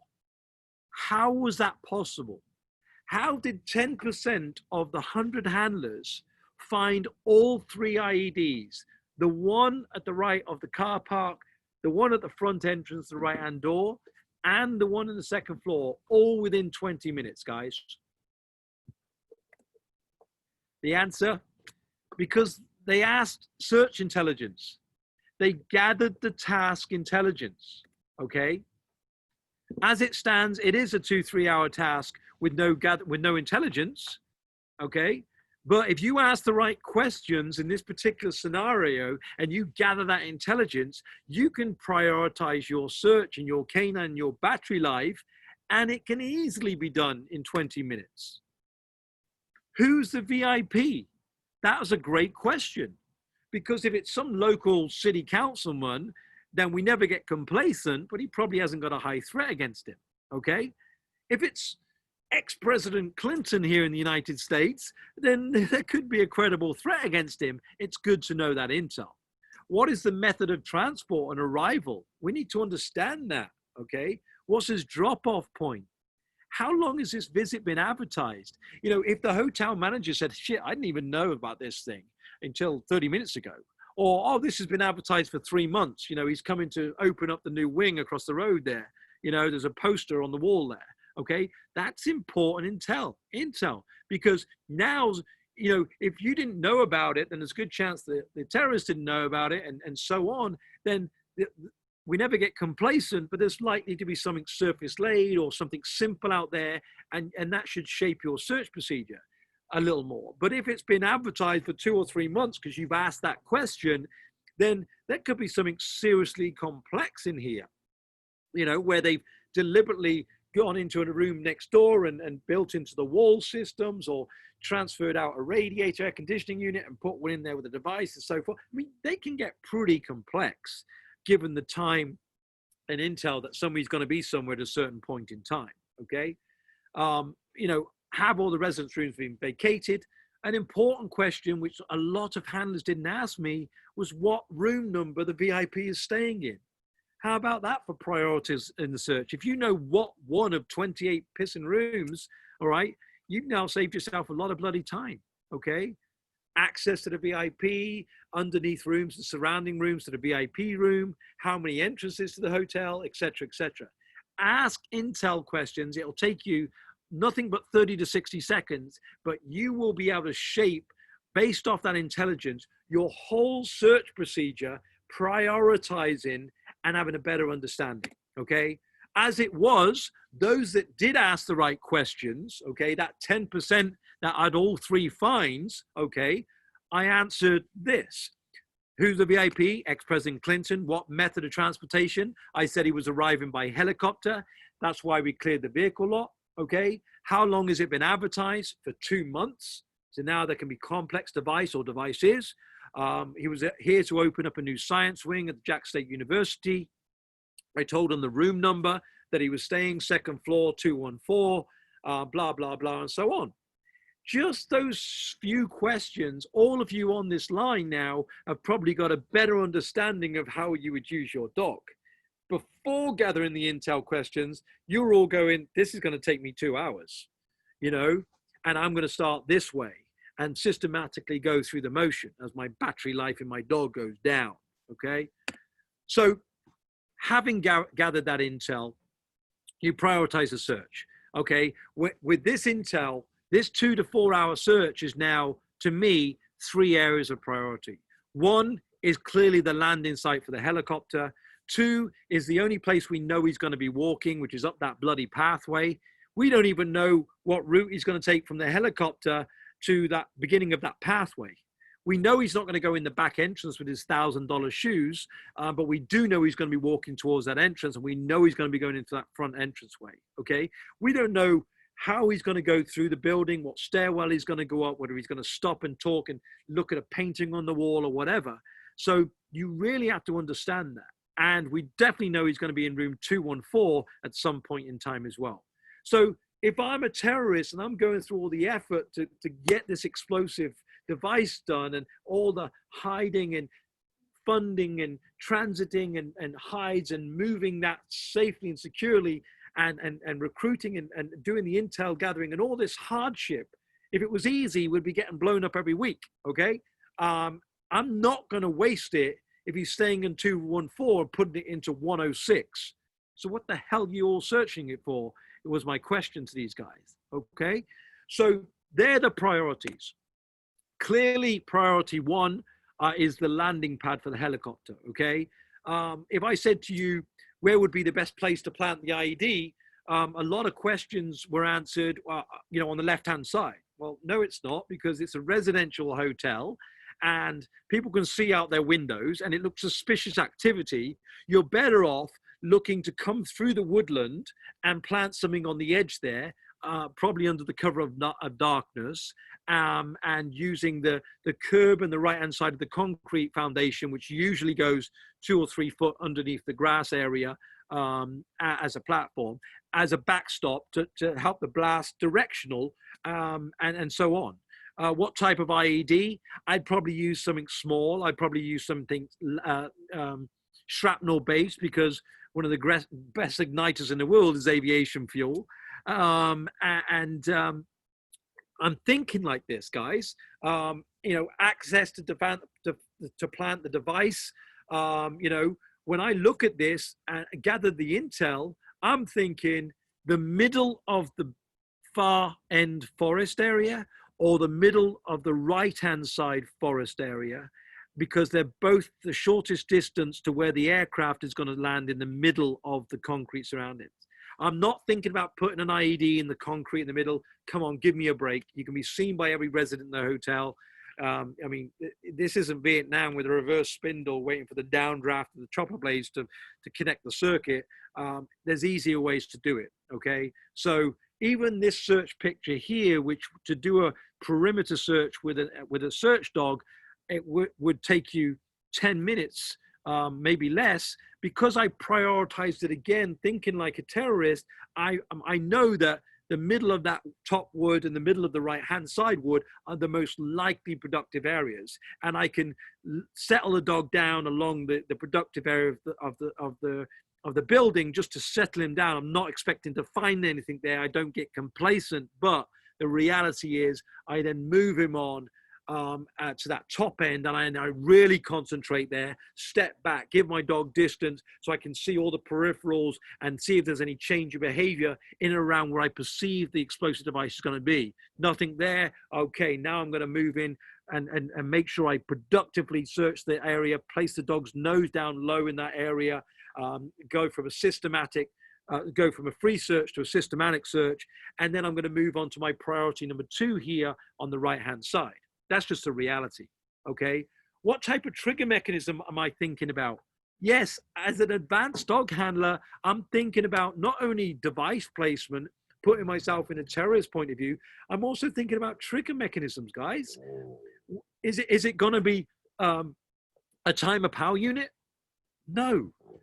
Can we guess that the chopper's going to land exactly at 11 a.m., even though he's scheduled to arrive? No, this is ex-President Clinton. He's probably going to be late by about an hour, okay? A timer power unit is not going to be used. That's the end of it, okay? Victim activated? No. The old downdraft thing? No, give me a break, okay? It's more likely going to be a command wire, but then you need line of sight, okay? Or an RC device, radio controlled. Again, typically you need line of sight, but in this instant, You actually don't, because I can be the other side of those woodlands and literally listen to the chopper blades start to wind down, and I know that they've landed, and then detonate the device. Okay, so you got to think of all these things. Moving on quickly to priority 2, you know, that pathway is what I perceived as priority 2. So I'm going to search up that pathway and I'm going to detail it. Okay, what type of trigger mechanism? An IED. Well, again, I don't need a big device. I'm probably going to make it shrapnel based. I want it to be in close proximity to the victim, the VIP. And I want to be able to put it in there without the residents raising alarm. So what my mind is thinking right off the bat, if I was the terrorist planting this device, I'd probably turn up in a white vehicle with, you know, an orange overcoat on as a worker with a wheelbarrow with some beautiful plants, and pretend I'm putting plants and shrubs in whilst I put a device in there. I guarantee you that every resident that returns back to their hotel will literally walk past me, wish me good morning, and say, isn't it lovely? It's about time this miserable manager put some flowers out here, you know, because they blend in. They've done the intel, they've done the research. This is you and I just talking about this right now, and I can tell you a simple way of putting a device in there in the cover of daylight, acting as somebody that's just tending to the garden and putting flowers in, and it wouldn't raise a single eyebrow. Okay, and I've planted now a viable device in close proximity where I know the VIP is going to walk past. What type of trigger mechanism?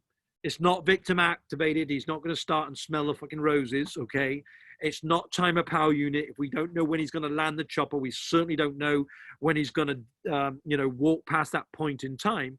So again, it's probably going to be an RC type device. And even then, I'll look around as a dog handler when I've made the determination that really it's only RC.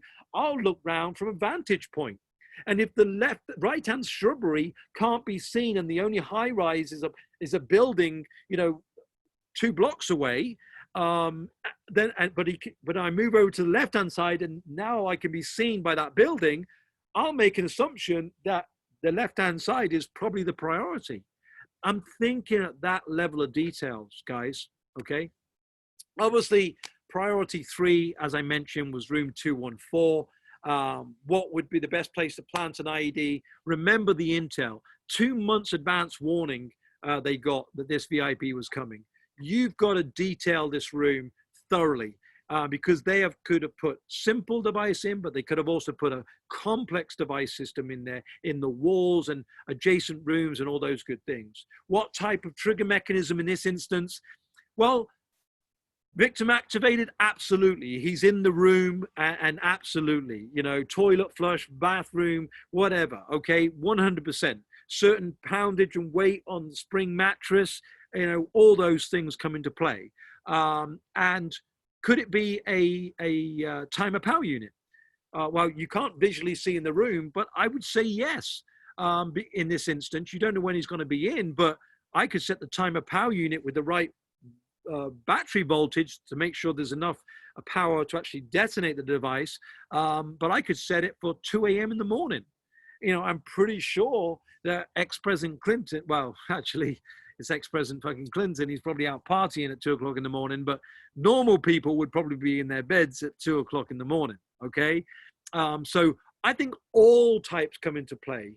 Timer power unit, RC device. Again, I don't have to have a visual to believe he's in his room at 2 o'clock in the morning. Okay. And set an RC device off. Okay. So again, think like this. And obviously guys, if you've got more time, having just priorities, these 3 little search areas, the helicopter place, the pathway and the door entrance and the room, believe it or not, we had one dog handler that was a former EOD guy that not only asked all the right intelligence questions, he found all 3 devices in 13 minutes, which was the record.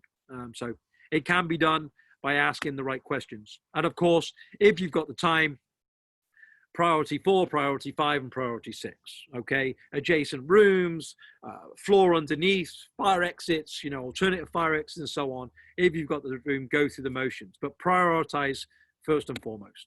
So to finish up, guys, you know, from that scenario with hard data from over 100 teams, different agencies, 10% of the dog teams found 3 IEDs, 20% of dog teams found 2 IEDs.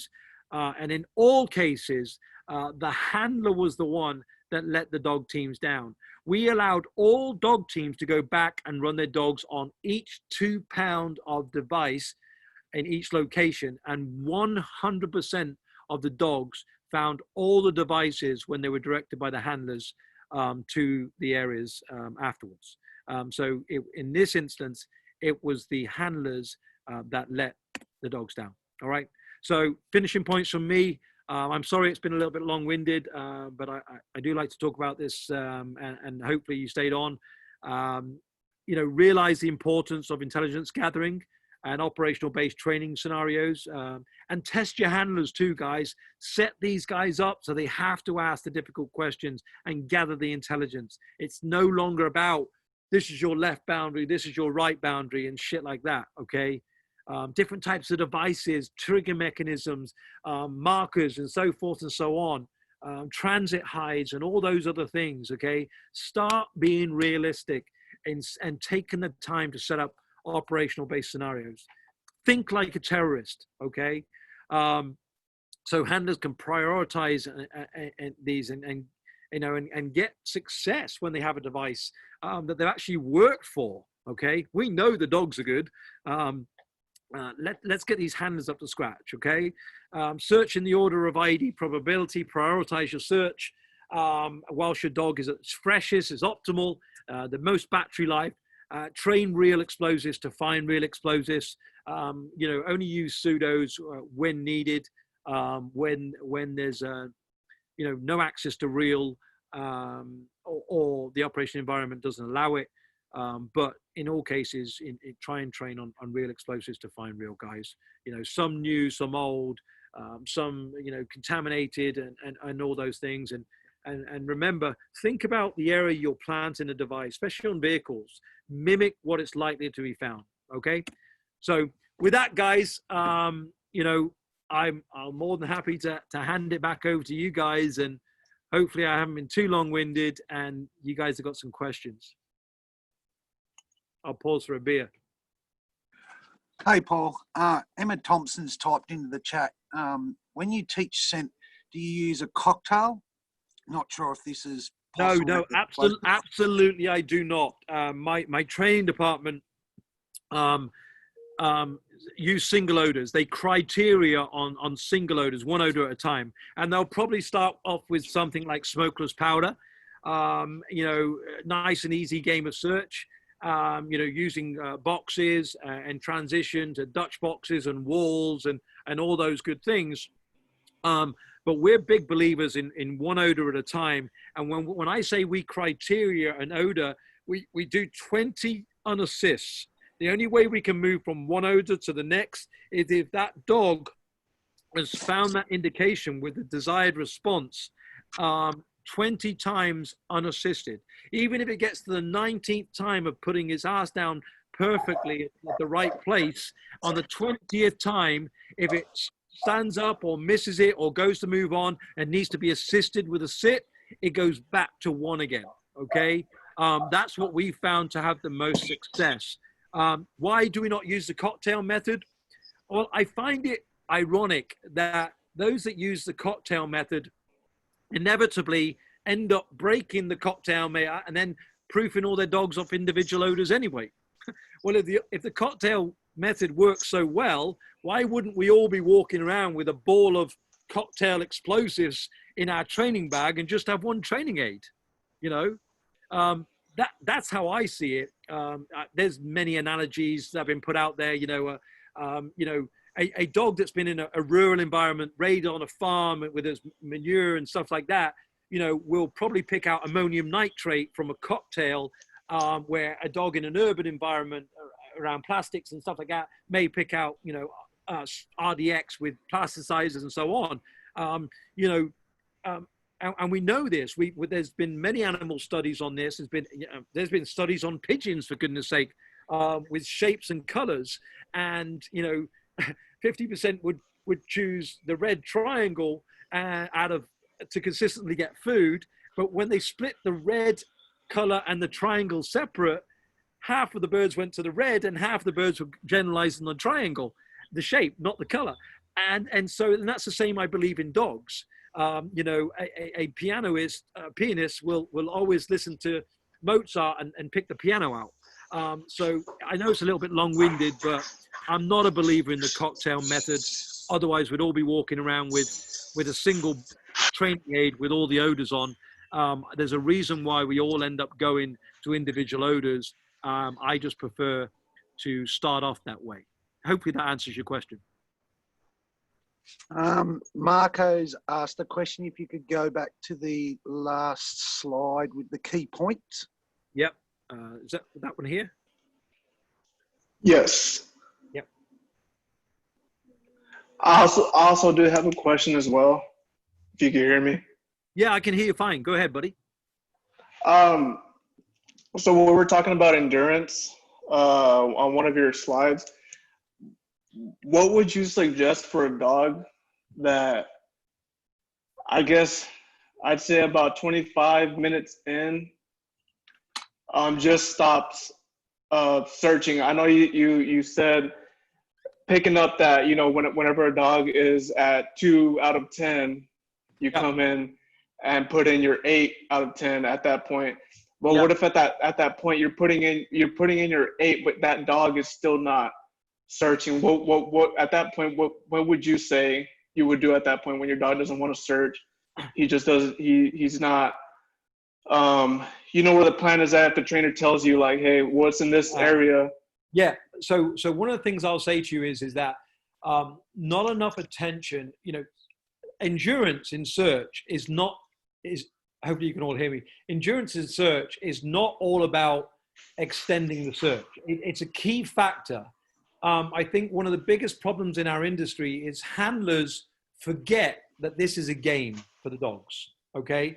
And, you know, it's like our children's attention spans. You know, you can play a game with our children for a certain amount of time, but if you're still playing that game 2 hours later, hey, I've had enough now, Dad. I want to go and bloody do something else. I want to rest. One of the things we can do is obviously keep the game interesting for our dog teams. But one of the things we can do, which I think is underrated, is performance and well-being. So we spend a lot of time in for example, our Vaporweight program, our body-worn explosive detection dogs. We spend a lot of time with our dogs, running our dogs on treadmills. We have golf carts with chain points out where we rode the dogs on a course. And it's a scientific approach based on, we're partnered with Auburn University's Canine Science program. And we spend a lot of time conditioning the dogs. And it really helps us, especially in the body worn, where we have those trackers on our handlers, the phone apps, we've all got them. Some of our handlers have done like 18 miles of searching, screening people at an event like, you know, Atlanta Braves football game. So although we understand to increase search endurance, we do aid placements at certain points in time to keep them interested in the game of search. And we also have to raise our 2 to an 8 to make it more interesting and let them believe in the game of search. Other things we can do is, you know, even though we're in an operational search, if we've just screened an area, we can do a dummy drop back in that area to give the dog a find, you know, and then pause the search and rest the dog and then carry on. As long as we pre-searched it to know there's nothing operational amiss there, there's no reason why we can't go back as long as we got good protocols with our retrieving tube or our aid, so we're not leaving residual odor anywhere. There's no reason why we can't give our dog a live find on there, or in that case use a pseudo, and stop the search and rest him. But other than those things, don't underestimate physical conditioning of your dogs. Our dogs, at the end of our training protocol, about 3 months in, they're doing over 7 miles, 2 to 3 times a week in roding carts around our facility. 4 or 5 of them on chain points. You'll see some videos online and stuff like that. And they love it. I mean, these dogs, not only do they love getting out of the kennel to do it, but they'll literally run to their chain points ready to be hooked up. okay? But there's treadmills out there, as you know, and so on. And you will literally track your dog getting fitter and fitter and fitter, and then go out to search, and the dog's just got so much more energy, and so on. So it's hard. I understand it. It's a difficult scenario, other than just stopping the search and resting your dog, or saying, many times I've said, I'm done. Me and my dog are a scale of 1 to 10, 0, and we are no longer proficient in any way, shape, or form. We're either going to sit down and rest for 40 minutes to an hour, and you can halt this search and so on, or bring in another dog team, or, I'm sorry, go on without the canine. So again, a little bit long-winded, but those are my recommendations, and I hope that helps. Yes, sir. I appreciate it. Thank you. Paul, there's another question from Ryan. When imprinting, do you use tagged odors, or do you train on taggants and untagged separately? Yeah, we do both. Obviously, a lot of odors are tagged, and we look at intel, and obviously, there's evidence for both, and it's all intel based. I mean, we are in the world. We've set our academy up at VW Canine. We set our academy up with an operational and scientific based program. And we're not just reading a book or a doctrine, or the program's run by a prior military guy or a prior law enforcement guy or somebody that was trained in academia and so on. No, ours is operational based. So if the threat equals this explosive, which is tagged, then that's what we're working on. And if it's this amount, this quality, new, old, covered in oil and sand in Iraq or whatever, then that's what we're working on. So base it on intelligence. I'm not up to speed on what Australian intelligence is at the minute, when the last time you had explosive devices and so forth and so on, what your current threats are at the minute outside of the international terrorism threats. But that's what I would recommend is look at your intel and concentrate on that. Yes, you have to tick the boxes. I understand it. Once a year, certification, a month before, throw in all the odors, and do those searches and tick the boxes so your dog goes to the test and ticks the box and shows your organization he's a great team. But please, the moment you pass certification, go back to concentrating on the 3-4 odors that you're likely to find, and train in the areas that you're most commonly deployed in, and stick to that, because your dog's going to be fine-tuned so much more better and ready, and have a better increased chance of finding a real device.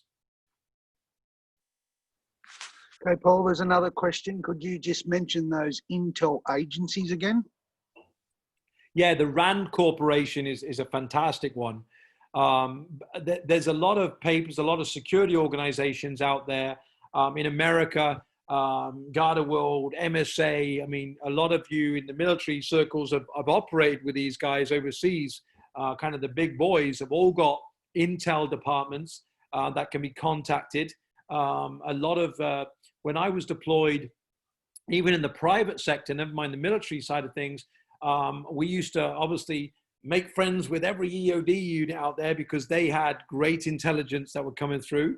We used to go and introduce ourselves and say, hey guys, I know there's normally an EOD canine thing, but we used to introduce ourselves and say, hey guys, we respect what you do. And just so you know, if we ever come across any suspect, we're not going to go anywhere near it. We're going to leave it to you experts, blow smoke up their ass for a bit and then say, by the way, guys, we want to improve our program. I know you get intel reports on latest devices, or if you find something in the field and so on, would you mind emailing us? Or if you're on the ground with them, showing us, or if you're a distance afar, would you mind sending us some pictures back? Here's our email for our organization. We're very interested in working with you. You'll be doing a great service for us. You'll be surprised when you blow smoke up these agencies and these EOD people's asses, and even buy subscriptions to intel companies that are out there. You can just Google it, that do these intel reports on the Middle East and Australia and regions, okay, because they make money on it, subscription based. You'll be surprised of how much intel you can gather. And another question, It sounds like you base a lot of your actions on Winthrop theory. Do you think this is still credible? And what have you done to best explain it to your young handlers? Yeah, look, the Winthrop theory is always going to have its place in time. You know, Lieutenant Winthrop, in Northern Ireland, for those of you who don't know the Winthrop theory, Northern Ireland, had a spell of looking for primary markers, places you were getting channeled through and corners of streets and buildings and prominent gates and so on. We would search there first and find the device or lift this big stone at the base of the gate and find a hidden weapon that was going to be used as a shooting against us. So we were finding in the early 70s and so on, we were finding a lot of ammunitions and a lot of explosives that were being used against us because the British military were dominating the ground. Of course, Northern Ireland is very small compared to your country and other countries around the world. But all of a sudden, in the 80s, we stopped finding shit. The British military just did not find stuff. I mean, we went from having unbelievable explosives and weapons finds every single bloody day with the amount of units and dominating the ground to finding nothing, okay? And a commander basically turned to one of his young lieutenants, Lieutenant Winthrop, and said, I want you to do a white paper on why you think this is. So he went out and studied it and thought like a terrorist and so on, and said, well, if we're always finding things as primary markers, and the reason they use primary locations is because they needed to direct their people, the guy that was doing the shooting or planting the bomb, because these cells work in 4 to 6 people, and they're not all necessarily connected as such. And the person that puts the device together with the technical expertise, or the person that funds the money and does the intelligence gathering to do the operation, isn't necessarily the grunt on the ground that's going to go and lift a device and plant it and blow somebody up.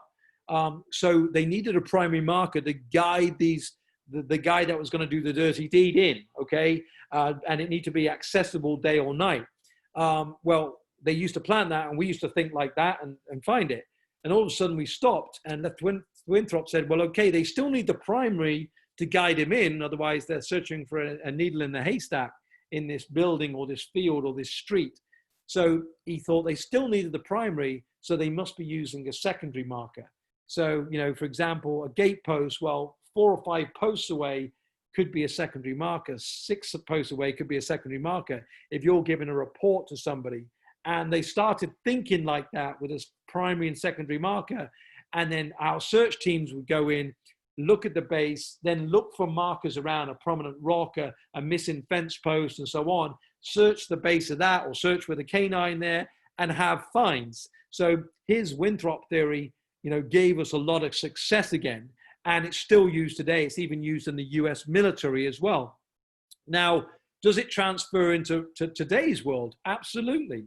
People are still guiding people in, and also it transfers, believe it or not. I've had a lot of officers come to me and say it's transferred into narcotics world as well, because people are using primary and secondary markers to stash their narcotics hides and finds as well. All right. So is it as relevant as was in Northern Ireland? No.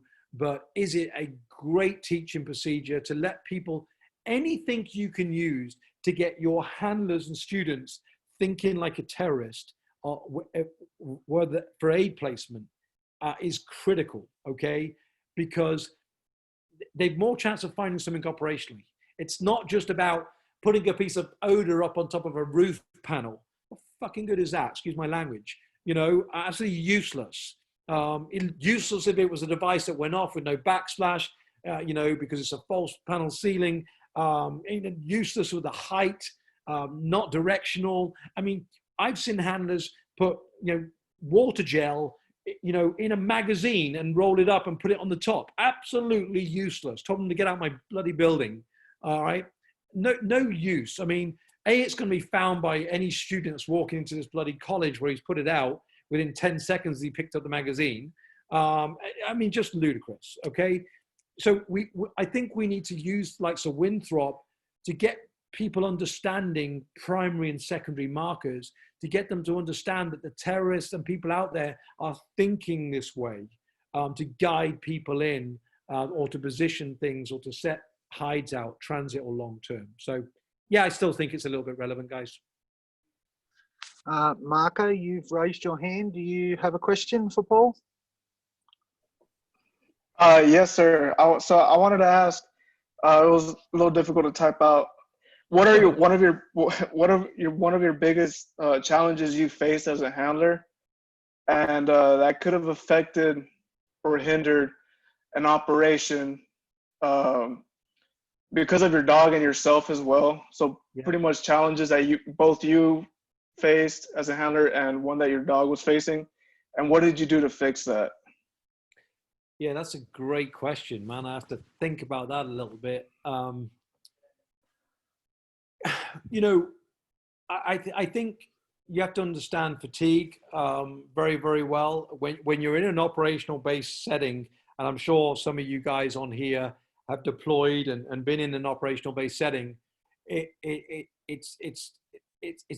not the norm. Like we are when we're back in training based locations or whatever daily job we're doing. You know, operational life is very fast paced because time is of the essence, and unusual hours and so on. And you know, if you haven't trained for that or built up the endurance in yourself and your dog, and you're not getting proper rest and all those things, you can make some mistakes. And I guess that's the one thing that I always feared the most, is making a mistake, because you know we did have dog handlers in Northern Ireland that unfortunately lost their lives, and you feared that because you knew, you know, the statistic of over 10,000 explosive devices in Northern Ireland. It's a real statistic. You know, they were hitting us with everything. You know, sometimes in disruption days at 39 Brigade, where I was, of our 3 brigades that we had, you could be called out 10 to 20 times a day collectively in your brigade unit, and it was physically exhausting, and you have to prepare for that fitness wise and so on. So I started looking more into the performance side and fitness side of the dogs, and endurance and search endurance. I really believe also that one of the biggest issues in our industry is us handlers forgetting it's a game of search for the dogs. We almost become monotone robots, or so experienced that we get like cowboys waltzing around with our leash wrapped around our neck and waving our hands like, you know, just a few inches, you know, and thinking that, you know, this dog's just going to do all the work for us. And we don't make it fun anymore for the dogs. You know, next time you're out in the training area, analyze young trainers teaching the dog the game of search, and see how animated they are, and see how vocal they are, and high pitch and praise they are, and how often the reward is coming, and all those things. And then go and look at an operational handler of some 4 or 5 years plus, and you won't see any of those things, yet we expect the dog to just do it. So I think the game of search is something that I regretted early on, and learned early on that I had to keep this dog motivated. That's a big one for me. And the final point I'll say is I learned the hard way through that I needed to do a lot more research on intelligence and gathering and understanding devices and trigger mechanisms, and thinking more like a terrorist. And when I figured that out, it opened up I then become an advanced dog handler in my world, not just a basic dog handler. And I think most people operate at a basic level, and it takes a lot of hard work to become an advanced handler. But I think when I realized that if I study the parameters around the search before I even start the search, and gather the intel and look at the land and prioritize the search and understand what I'm likely to find based on the intel and the scenario and what's been found possibly before and so on, I could really shape and help my dog, and inevitably spent less time in the search pattern, and thereby I could keep him interested in the game, and thereby I had a lot more success. So all those things are areas that I initially failed in as a basic dog handler. But as I learned them, and you needed to learn them because your life depended on it, it's amazing how quickly you learn things when there's a real chance of getting killed. I think a lot of explosive dog handlers, internally we understand there's a risk, but internally we think it's never going to happen to us. Chances of this happening, especially in the United States here, I see a lot of law enforcement and private sector. This never happened to me until it does happen to them. So yeah, those are some of the areas. If that's okay. I think they're the only questions left. Oh no, Alan, you've just raised your hand to ask a question. Paul, greetings from New Zealand. It's Al Inkpen. Hey, Al, how are you, my friend? Are you doing well, pal? Living the dream as always. Obviously, within teaching EDD handlers, how much do you think there is a requirement to actually make them understand manual search in order to aid with removing the reliance on doing the dog piece? Obviously, as you know, from Province, we used to put all of our dog teams on manual searching courses, which aided the Winthrop theory, aided the search, and then the questioning process. What do you think that the inclusion of that manual aspect, taking the dog out of it? I think it's an absolute positive step, and it does nothing but advance the dog handler. In fact, I'll go a step further, and we obviously did the REST course, Royal Engineer Search course, the All Arms version, as you know, in Ballykinler. And it was one of the best all-arm search courses that I've been on outside of the various canine ones, because not only that, you get to understand the equipment that's associated in the bigger picture, and you get to understand their procedures and their protocols, and why they're why do we put in an ECM umbrella, and why do we isolate like this and so forth, and Winthrop theories and all the advancements as well, because you and I have been kind of out of that game for a long time, and as you go on these new courses and so on, because I recommend doing them every 2-3 years, you get to hear the latest trends and so on. So Al, I think that's a great point. It certainly helped me understand the search aspect. I said I took it a little bit further.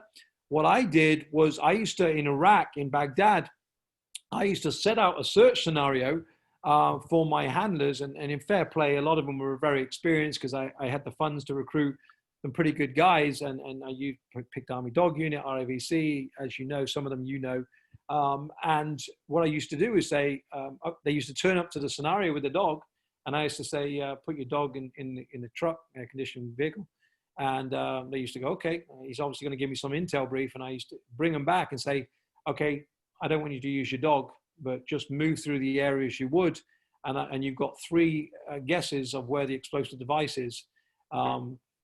What do you want to know?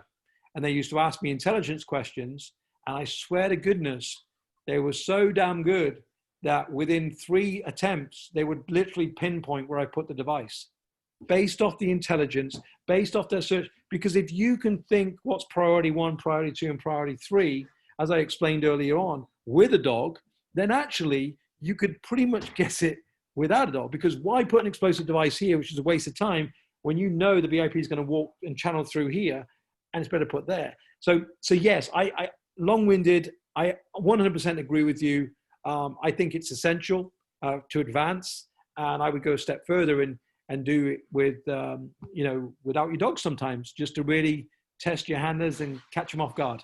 So a second part to that question then is, there's evidence out of Afghan that the increased teaching of ground sign awareness used via visual trackers was also aiding on the location of a lot of the IEDs over there. So that ties into obviously the search awareness piece. Have you looked about including any ground sign awareness in your training packages? Yeah, we have it in our training packages, but I 100% agree with you. One of the things that we do, I'll give you an example of one of the scenarios we do in the advanced course. If there's any Amtrak guys on, they'll know this, and people that have come through our academy will know this. So one of the things I do is a quick demonstration. is I bring the handlers. My office is in our academy, and it's got the usual furniture in and all that crap.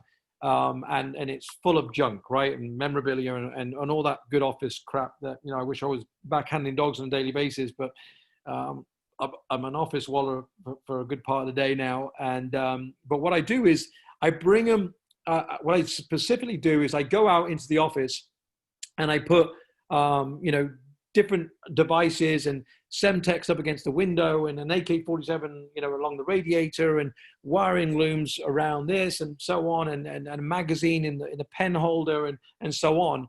I'll put about 25, 30 different things out, from rounds of ammunition to shotgun shells to Semtex and so on around my room, you know. And what I'll do is I'll bring them into the door frame and put them back against the wall outside the door. And I'll say, right, I'm going to give you, how long would you normally scan the room for before you enter in with your dog? And most of them will say 5 to 10 seconds. I said, I'll tell you what, I'm going to give you 30 seconds. You're going to turn into the threshold of my door. You're not going to cross the threshold. You can lean in, and I want you to scan the room as you normally would, but I'm going to give you 3 times the time, and I want you to call out anything that may be hazardous to your dog or that sticks out. For example, a weapon system or a can of Coke with wire sticking out of it. You're going to call it out to me, okay? Yeah, got it. Okay, off you go. 30 seconds. They go straight into the room and they're just like looking at massive objects and they see no fucking detail. And, you know, 1 or 2 of them may call out 1 or 2 obvious objects.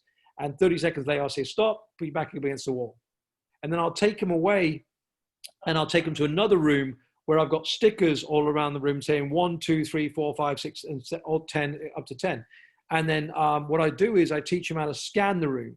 So instead of looking at objects, like going to a room and look at the office desk and then turning and looking at the sofa and turning and looking at the fridge kitchen area, I teach them to scan the room, almost like, you know, Superman with his 2 laser beams, starting at the feet, scanning down, scanning up, looking for signs, you know, seeing the detail. Okay, that carpet's got a rip in it, up, tile. Why is that tile removed? Shit, there's a chip in that wall there. Yeah, yellow air conditioning unit, so on. Coming down, scanning up and down, scanning the room. And then I teach them that and then let them do it on the numbers, calling out the numbers as they scan up and down. And then I put them back into my office and they fucking find about 15, 20 things in the same time frame. So again, I'm sorry it's long-winded, but absolutely, we teach detail. We haven't quite gone into the realms that you're talking of visual tracking and so on, but I absolutely recognize the importance, and I've seen it in action, and it's impressive. And of course, spotting a fresh piece of concrete, or I mentioned that when I was doing my discussion here, I mentioned 2 fresh screws because one of my finds was an AK-47 taped to the back of a bath, and I noticed it not because my dog indicated on the farmhouse bathroom, but because there was 2 fresh screws in the left-hand side of the bath when everything else in the room was rusted. You know, and it was that attention to detail during the scanning phase that was going to keep me alive. And so I 100% agree with you, buddy. Cheers, dude. Thanks, pal. Well, I have to wrap it up here, guys. Appreciate sorry it went on so long, guys. I'm so sorry it went on so long. That's all right. I always ring Paul for short conversations and up on the phone for an hour or 2. It's okay. No problem, pal. No problem. I just want to thank everyone for popping in. Most probably one of the best webinars we've had in the series that we've released this month. There's still more to come. We will pick Paul's brain and see if he's keen to do another. But keep an eye on the Facebook page. And once again, guys, thanks everybody. I really appreciate it, guys. And I would like, there's been a bit of interest in body-worn explosive detection and understanding the differences between a traditional bomb dog, a dog that's trained to teach to search people, and then a dog that's in mass screening, where it's a little bit more difficult to train them on people. So if at your convenience, I'd love to come back and talk to you guys about body-worn explosive detection. Mate, more than happy, Paul. We'll arrange that with you. But once again, thank you, everybody. And Thanks, guys. we all hope you have a great night overseas and a great day in Australia. Thanks, guys. Appreciate your time. Bye-bye.